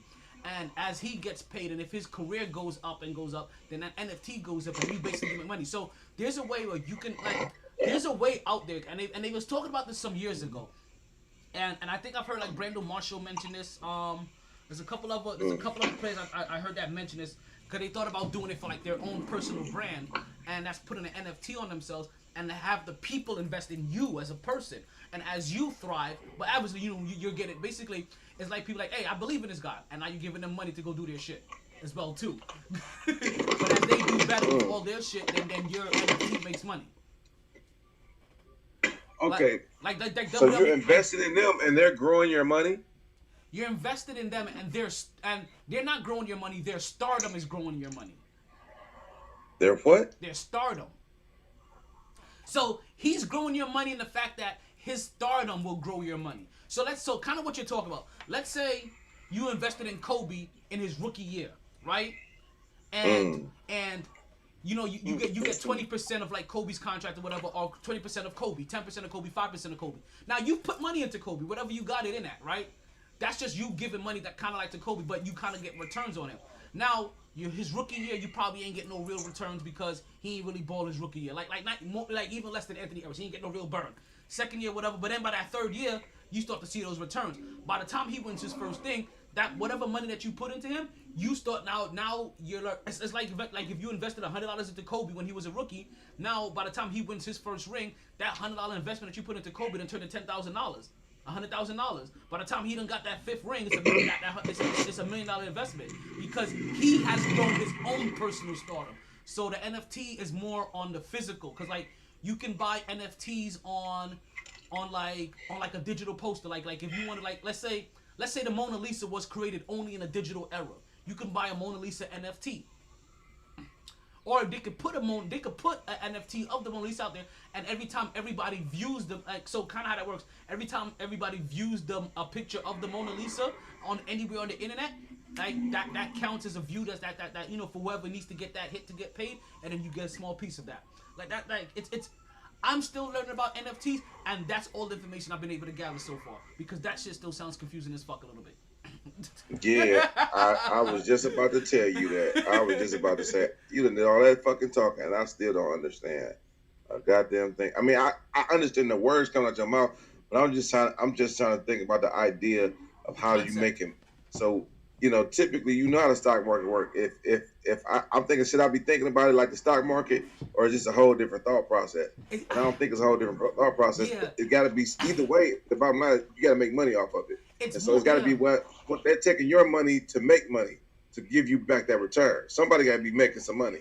Somebody's definitely me. Yeah. So am I giving them a loan? Am I giving them a sports figure loan to grow my money? You know what I'm saying? So basically, that's basically what you do when you're giving them niggas a loan to take your money and grow your money. So that's what the athlete has to do. Yeah, in a sense. But he won't be taking your money to go invest anywhere. He'll be making your money, like you'll make your money back from. But that's also why he gave a percentage of his contract to NFT, like so he could try to make more money on the back end. Cause that is a way for people to basically blindly dump money into him. Because put it this way, if he never does anything, then you just invested money into him and you just giving him money and it never goes anywhere. But at some point, you know what I mean? Like if it does have cash value, that money does have to come back. So I'm giving somebody some money. I want to, I don't know. I got to figure that shit out because I feel like you're giving a player money. Yeah, is it a company? That's you giving the money to a company on this person's behalf, and you watching this company grow the money, and you get returns on it because of them somehow. That's if you do it. So that's how you do it. So let me try to explain it also because I guess because you're also trying to figure it out in like the Spencer Dinwiddie case, like how would that pay out? So let me put it like how also in the digital content way, because a lot of the NFTs I'm seeing now is also attached to like digital content. So let's put it like towards digital content and viewership and clicks, right? WWE WrestleMania that just passed, they can put an NFT on the WrestleMania that just passed, right? So that people can, so I could buy $100 into the WWE NFT. So now it becomes a commodity. So you know how normally they'll get a view or they'll get like paid for every time everybody clicks on it, view it or whatever. So now every time that they get paid for a click, then you know what I mean, as the clicks and the views start go up on any YouTube viewers, like as you start to see those millions of views go up, then now that starts to mean that you start to get a piece of it. Like I said, NFTs are super fucking new, and I still don't even understand how the fuck that will work, but that's the general guideline. So if you think like somebody get if you think WrestleMania will get 4 million clicks, well, your $100 and that 4 million clicks, and then however that payout works. So it's like a betting industry. Like something got to make sense to me for me to do it. And I mean, not really if it's gonna make money, and I get away with like a fat rat, but it's something not clicking with that shit. Yeah, so I'm gonna research those shits because at the end of the day, somebody got to be. So it's either you invested in the player, he taking your money, he growing your money. Somebody's growing the fucking money. Now, whether it be via advertisement saying, hey, I got this money. Just based off him getting his next contract, then he like, okay, I got my next contract. 20% of this was reserved for la la la la la. You know what I mean? But that don't make no sense because let me tell you, that ain't making no sense because he got a new contract. I gotta get 20% of his contract. Yeah. That makes no sense. It just that don't make no sense for him to do it. So it's got to be somebody that ain't him making money. How's he making money off of getting? How he's making us money? How's he making money off us? I mean, or if you give me the money now, when I get my new contract, I'll pay you later, type shit. Now that makes sense. You feel me? Like I got an NFT. I'm rich like a bitch, but when I hit for this new contract, you gonna get paid out a certain amount of my contract because I done got paid. Now I can see that. You feel me? Like I said, I still don't understand the behind the scenes work because I think I'm. But look, hear me. You see what I'm saying? Yeah. So if I give you $1 now, and you got a shitty contract, and you get a max contract, 100 million, when you just got like a 5 million contract, you might get that 100 million because I gave you $1. You gotta give my shit. Depending on how much contract you is, you give me 10 times the amount of my money. So your shit when you get a new one is allocated to the NFTs. That can make sense. Yeah, you feel me? But then again, that also made, and then like I said, it's like I said, so because you're also trying to apply all the practical uses of it, which I understand because that also make me continue to think too now because as you have to pay out one, that's also gonna make other people now like, oh shit, look at Kobe balling. Let me buy more stock in Kobe. So now he starts to get this influx of new money. You know what I mean? As he has the old money then. So but every new money he get would be an advertisement, be a basketball contract. But every new money he get is allocated to you, and there has to be but I'm not. There's got to be some type of system. Let me rephrase that. He gets new investors into him. So if I invested him, so if I'm the one that invested him in the beginning, right? And I'm looking at him like, and I didn't remember we didn't know anything about Kobe yet. So let's let's use Spencer Dinwiddie. I invested in Spencer Dinwiddie in the beginning. I'm just playing around here. Like I'm just throwing this shit on the wall. Yeah. Right? Yeah. So let's say I invested him in the beginning, right? If he does well enough that he gets a next contract, while now I get my payout because I'm one of the people that invested in the beginning. If he really is that good and he has an NFT and these, I'm assuming that it's something that's well known and they do now in the regular, then that means now. These are now when more bandwagon people come on. Because now they're going to look at him and be like, well, damn, look at him balling now. I guess let me go ahead and get like any other stock. Like you didn't catch it in the beginning, but you're not going to catch it right when, when it's hot thinking it still has a chance to still get hotter. And maybe people, Right. So when he gets that new influx of new fans that start putting more money into him now, but now they get him at the higher price that easily pays you off at your lower price, even on top of the new advert. Like I don't know, like just like I said, I feel the same way you do because I keep trying to play out all the 8 billion scenarios on how this keeps working because in a way too it makes you feel like like players could fuck themselves up and forfeit 20% of their contract and never ever make that money back. Right, but that's the risk that's the risk you taking. You feel me? Yeah. That's the risk you taking. So that could possibly happen. So I guess it's the risk on both parts. I guess it's the risk on both parts because if they forfeit 20% of their contract, never knowing if they're gonna make that up, unless fans technically invest into them, then it's only until fans technically invest into them based off how well they play is if they'll ever make that money back up. I don't know. Right. So, but no, it's not even about how well they play. It ain't got nothing about how they play. But it's gonna be I think that's why you're attaching it. But because it can't be it's about how much they're gonna gross as a player. Yeah, but how you gross as a player, part of it depends on how well you play. You know what I mean? Like No, it don't. Because you can get average. If you Odell Beckham, I could be hurt and still making money. I can be making money from Nike.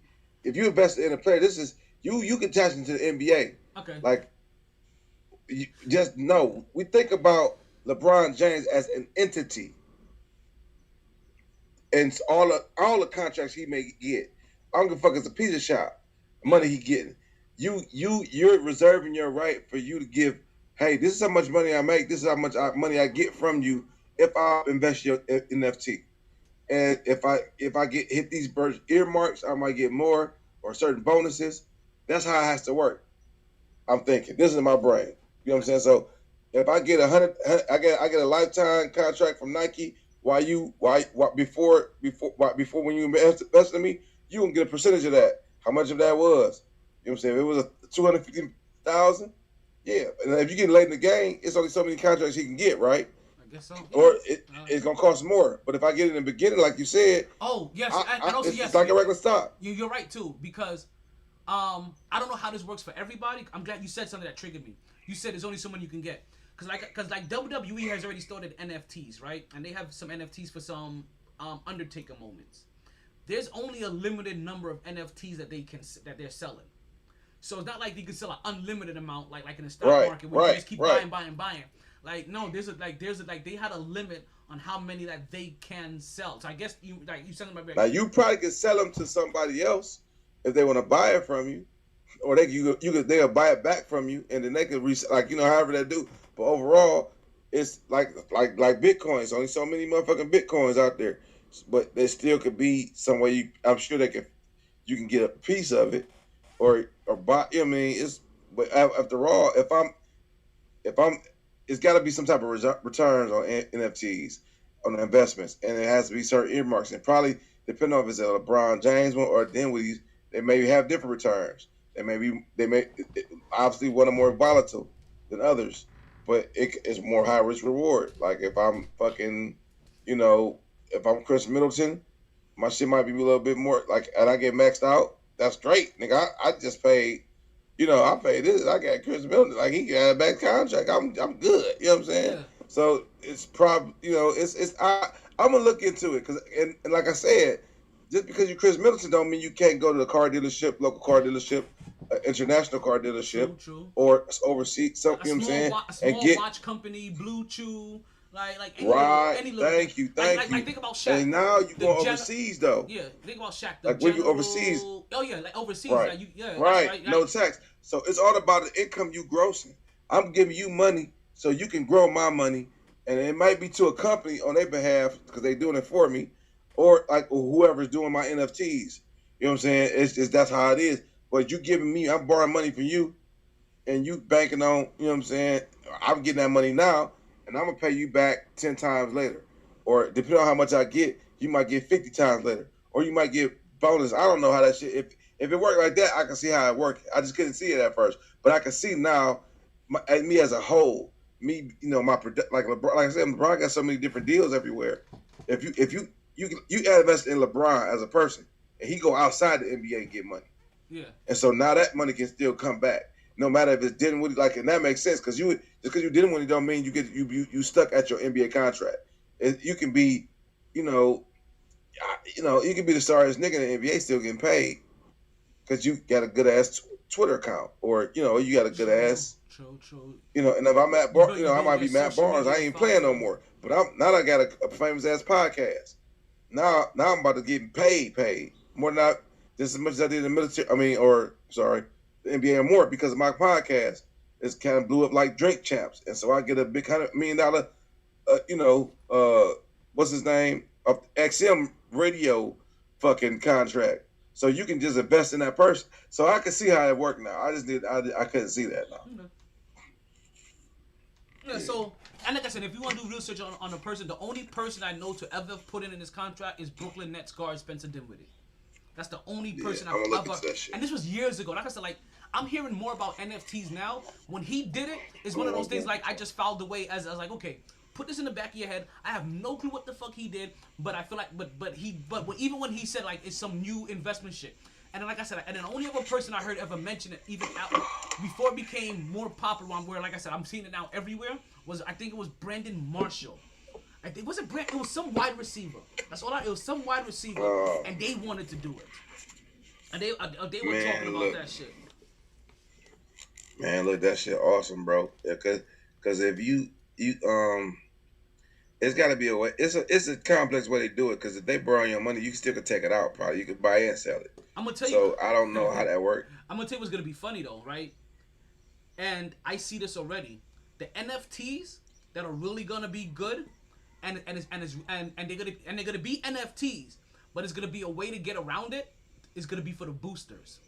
They're gonna put NFTs into these college kids. these college kids can get NFTs. Ooh. See? Hey, Yo. I'm so glad you get. Hey, I'm so glad we had this conversation today, baby. Yo, that shit just popped like. Yes. The NCAA just lifted the rule of kids getting paid and whatnot. Did they? They're gonna. Oh yeah. Today?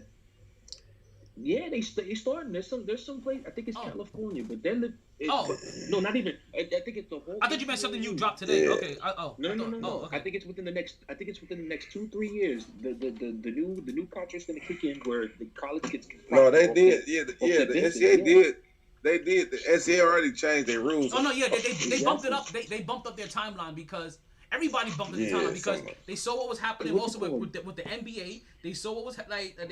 California already did their shit. Florida was gonna be right behind them. Like, cause basically Florida, California, Texas was all gonna be like, yo, like we'll jump on board to this. Listen, B. NFTs are going to be a way to backdoor pay kids by the boosters. Yeah. How you just said that shit? That's like noggin. That's like I need to learn about this. College kids, even kids in high school. It's like I didn't give that kid no. I didn't give that kid no money. What are you talking about? I bought it, and think about it now, because technically, meanwhile, he's got a whole stock. Yeah, because think about this. When most boosters are doing, that's really what all they're trying to do is invest in these kids young. Now imagine this, as a booster, you can literally invest in these kids young. Like, I literally have invested 10%. Like I really bought 10% of you already. Like, I don't want to. I don't want to make it sound like that. I already invested 10. But you know what I'm trying to say. The kids that they out here talking about since like they're 12, 13, 14 years old. Yeah. Swallow them up fast. See, I need y'all to know something. Stocks, like, people are running the stocks now, and it's becoming so popular. They gonna invent like these IPOs and like these what's the one you just betting if they go up or down? What's the ones? Index? Fuck. Nah. You actually prefer or fuck. You know, when you betting basically if they go up or down in a certain time frame. If it's gonna go up, and not necessarily betting in them, you just betting on them.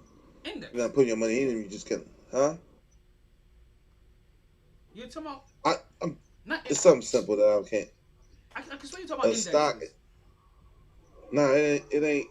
I don't think. Well, it could be. But either way, it ain't index funds. I'm talking about when you actually, like, if you can put money on it and say, hey, if this stock gonna go within the next year, is it gonna hit 5% or something? You can put your money in that. You know what I'm saying? Or is it gonna go up a certain amount, or is it going down, or is it, you think this stock will drop? Why am I? You know what I'm saying? Within 5 years. And if it's not indexes, then I'm using the wrong word. Then, damn it. Yeah, it's something simple that I don't have a brain for it. Stuff, so, but I could swear, when you buy indexes, like, you just, I could have, maybe I'm using the wrong word, but hold on, cause like, I know, go ahead, never mind. Let's. Well, anyway, how you had your bets on? How you had your bets on stocks? That and this NFT shit, these rich people gonna make another way to make money that we ain't. All you gotta do is think and then have it. Like, they gonna make a way to make money. They gonna figure out a way that's gonna make a lot of money besides stocks, cause everybody get into it. So I feel like this one way, but they be knowing backdoor ways to get shit done, bro. That shit crazy. Oh no, yeah, there's gonna be ways to get money on everything. Cause see, also the NFTs are also gonna be ways for also, like I said, but so NFTs, like, that's one part, but also NFTs are gonna become relevant also for the people that make digital art all the time, and their arts are being used all, you know what I mean, are being used all over the place for like other shit. It allows them to be able to get better access. Also for artists as well too. They're able to put NFTs on their music, on their songs, as well. Like, so this is also this is a way for a lot of digital content creators also to be able to get money and to get paid from their digital content. Like, from the way I'm looking at it, I'm able to be able to put my podcast out as an NFT. If I'm looking at this correctly. Like, it's that broad of a scale where it touches so many different units. But yeah, we gonna look into this because this is gonna be something very interesting to see how this, because like I said, it's oh, look at that, the 21 mark salute 5 pops into the building. This could be something I'm real interested to see how it continues to get woven into the market. Like I said, because if you pay attention, almost every entity right now that has digital content, right, in some way, shape, or form, they are starting to advertise NFTs. Like I said, WWE just did it for WrestleMania. Like if you go look at www.com/NFT, I think it has a page it'll take you to right now, and it'll show you the different NFTs that they have on for sale, and you can start buying into them. And the only things they have for sale right now are fucking Undertaker moments, literally just Undertaker moments. I don't even know if it's even Undertaker fucking clips right now. Right, if it's a full clip, or it was just a moving fucking poster that somebody could click on and look at, or every time it pops up on a page that's just like, it's so weird. It's so fucking weird. Like, because even I'm to this day trying to figure out how many I guess in a way, that's the word I'm looking for. Impressions. I guess they get paid by every impression that is being made. Every night, like people visiting the site, clicking on the site, looking at the page. You know what I mean? So that's all the different shit too. It's all crazy. There's so many different ways to make money, and Will is right. Like they're gonna find different ways to keep finding ways to change on how to control money, because as you can see, virtual currency or digital currency, Bitcoin and other stuff is not gonna go anywhere. And as long as that's not gonna go anywhere, that's gonna continue to help defunct this bank system. You know what I mean? Once people realize that they can start trading themselves, it changed the whole entire game. Because the only reason most people weren't doing it is because of the process.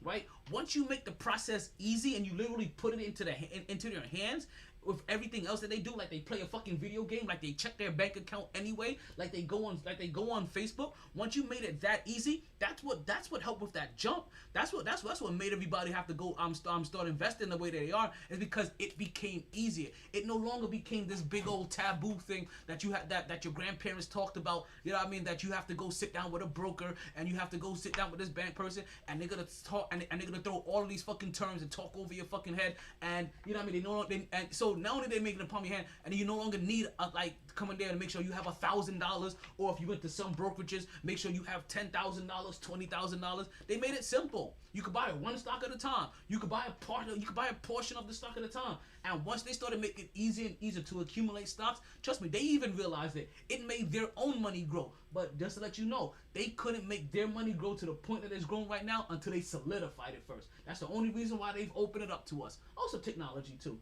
Technology just kind of made it that way. We didn't have access to it before anyway this way because of technology. Thank God for the little fucking computers that we keep in our fucking pockets all the goddamn time, that we only use to make phone calls, go on social media, and watch porn with. So now that Mark is in the room, right? This is actually a perfect time to talk about the Brooklyn Nets and how they've dropped their 4th straight game. And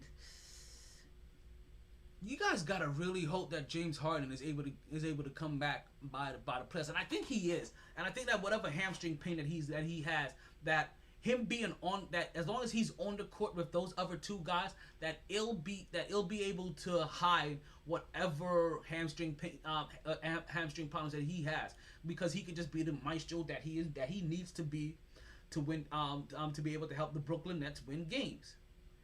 But James Harden isn't the only All-Star that's out. We have LeBron James that is to continue to be out with his high ankle injury. And very recently, just last night, we had Anthony Davis go out with a back injury, folks. Yeah, a back injury. Not the hammy, not the high ankle, not the knee, but the back. But that goes to show you of just what happens with overcompensation of body parts. When one body part isn't quite healthy and the other one, and while you may not feel like, oh, you're leaning towards any side, or that you're doing it or you're doing it purposely, no, your body does this automatically. And for Anthony Davis to hurt his back, pull his back, and he had a hamstring problem, that lets you know what's that hamstring attached to? It's attached to that glue, and what's that glue attached to? That lower back. So all of those muscles back there are overcompensating for whatever the fuck is happening down there, and that's how you tweak your back. See, Anthony Davis, right?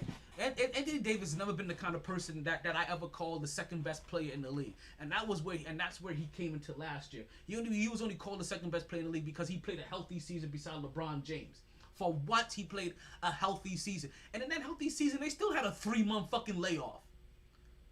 Anthony Davis has never ever been that guy to fully ever carry his team. Anthony Davis's greatness is being multiplied by the shine of the great LeBron James, the generous king with the ring, the drama king with the ring. All of a sudden, he doesn't like the playing game. All of a sudden, he don't like the playing game. Last year, he was praising that shit. Last year, he loved it. When his team was sitting there all fat and sassy, you know what I mean, one of the top spots, he's over there like, oh, I love the playing game. Let the peons play for a spot for me to beat.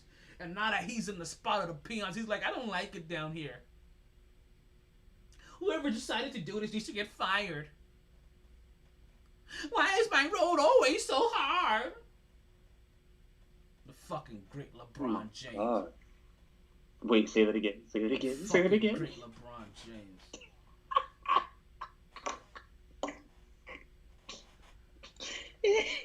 You said it with such disgust.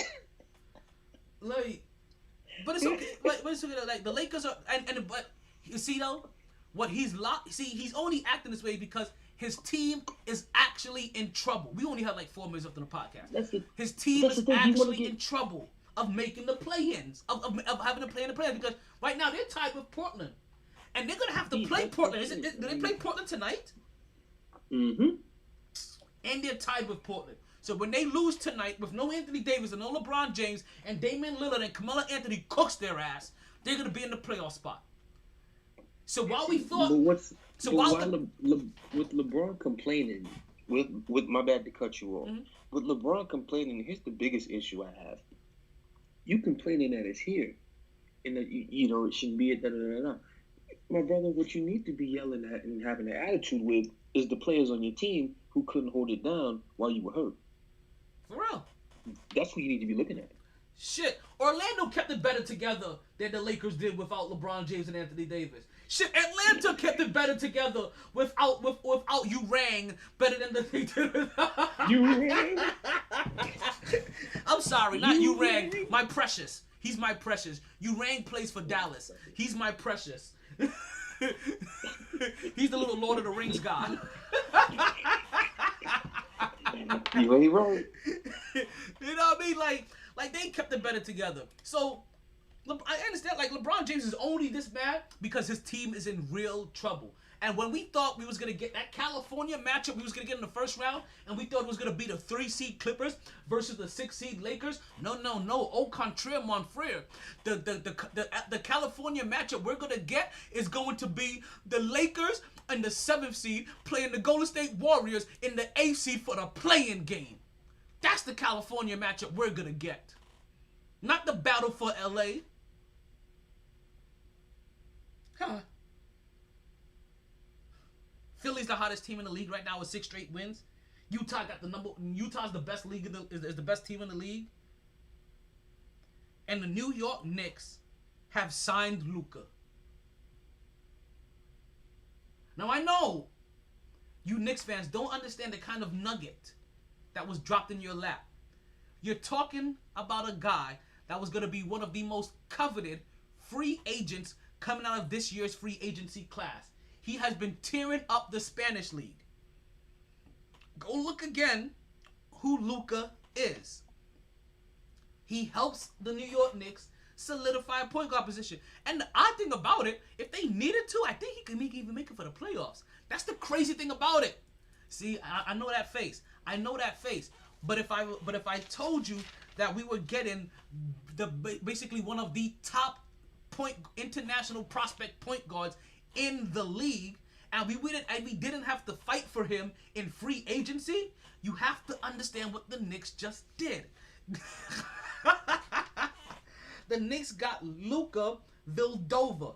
And I'm telling you, they talk about him the same way they used to talk about the way that Luka was destroying his other league.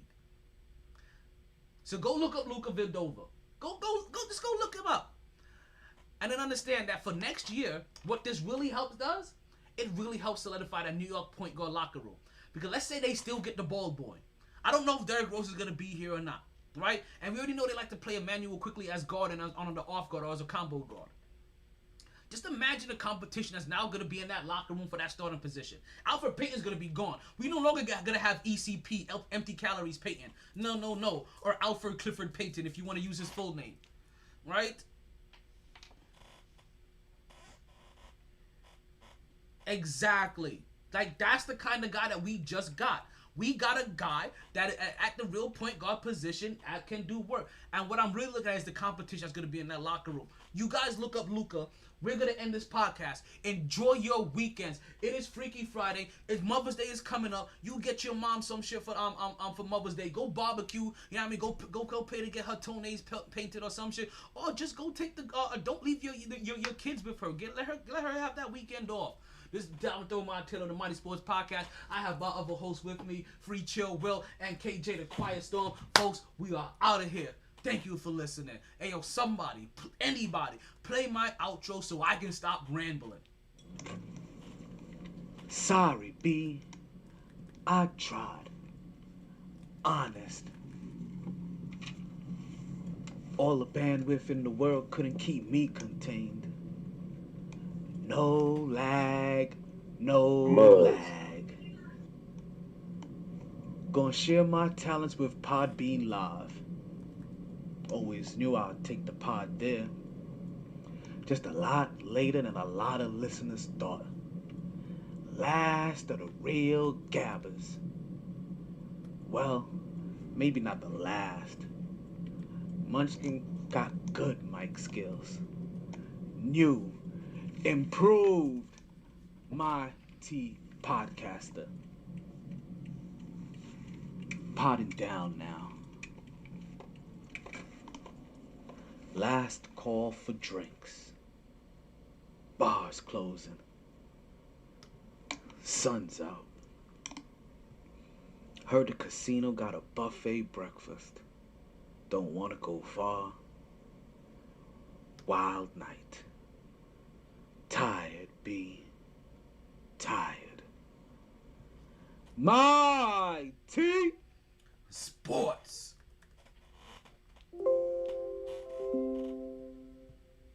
Yeah, perfect timing. Look at that. Look at that. Stage shining.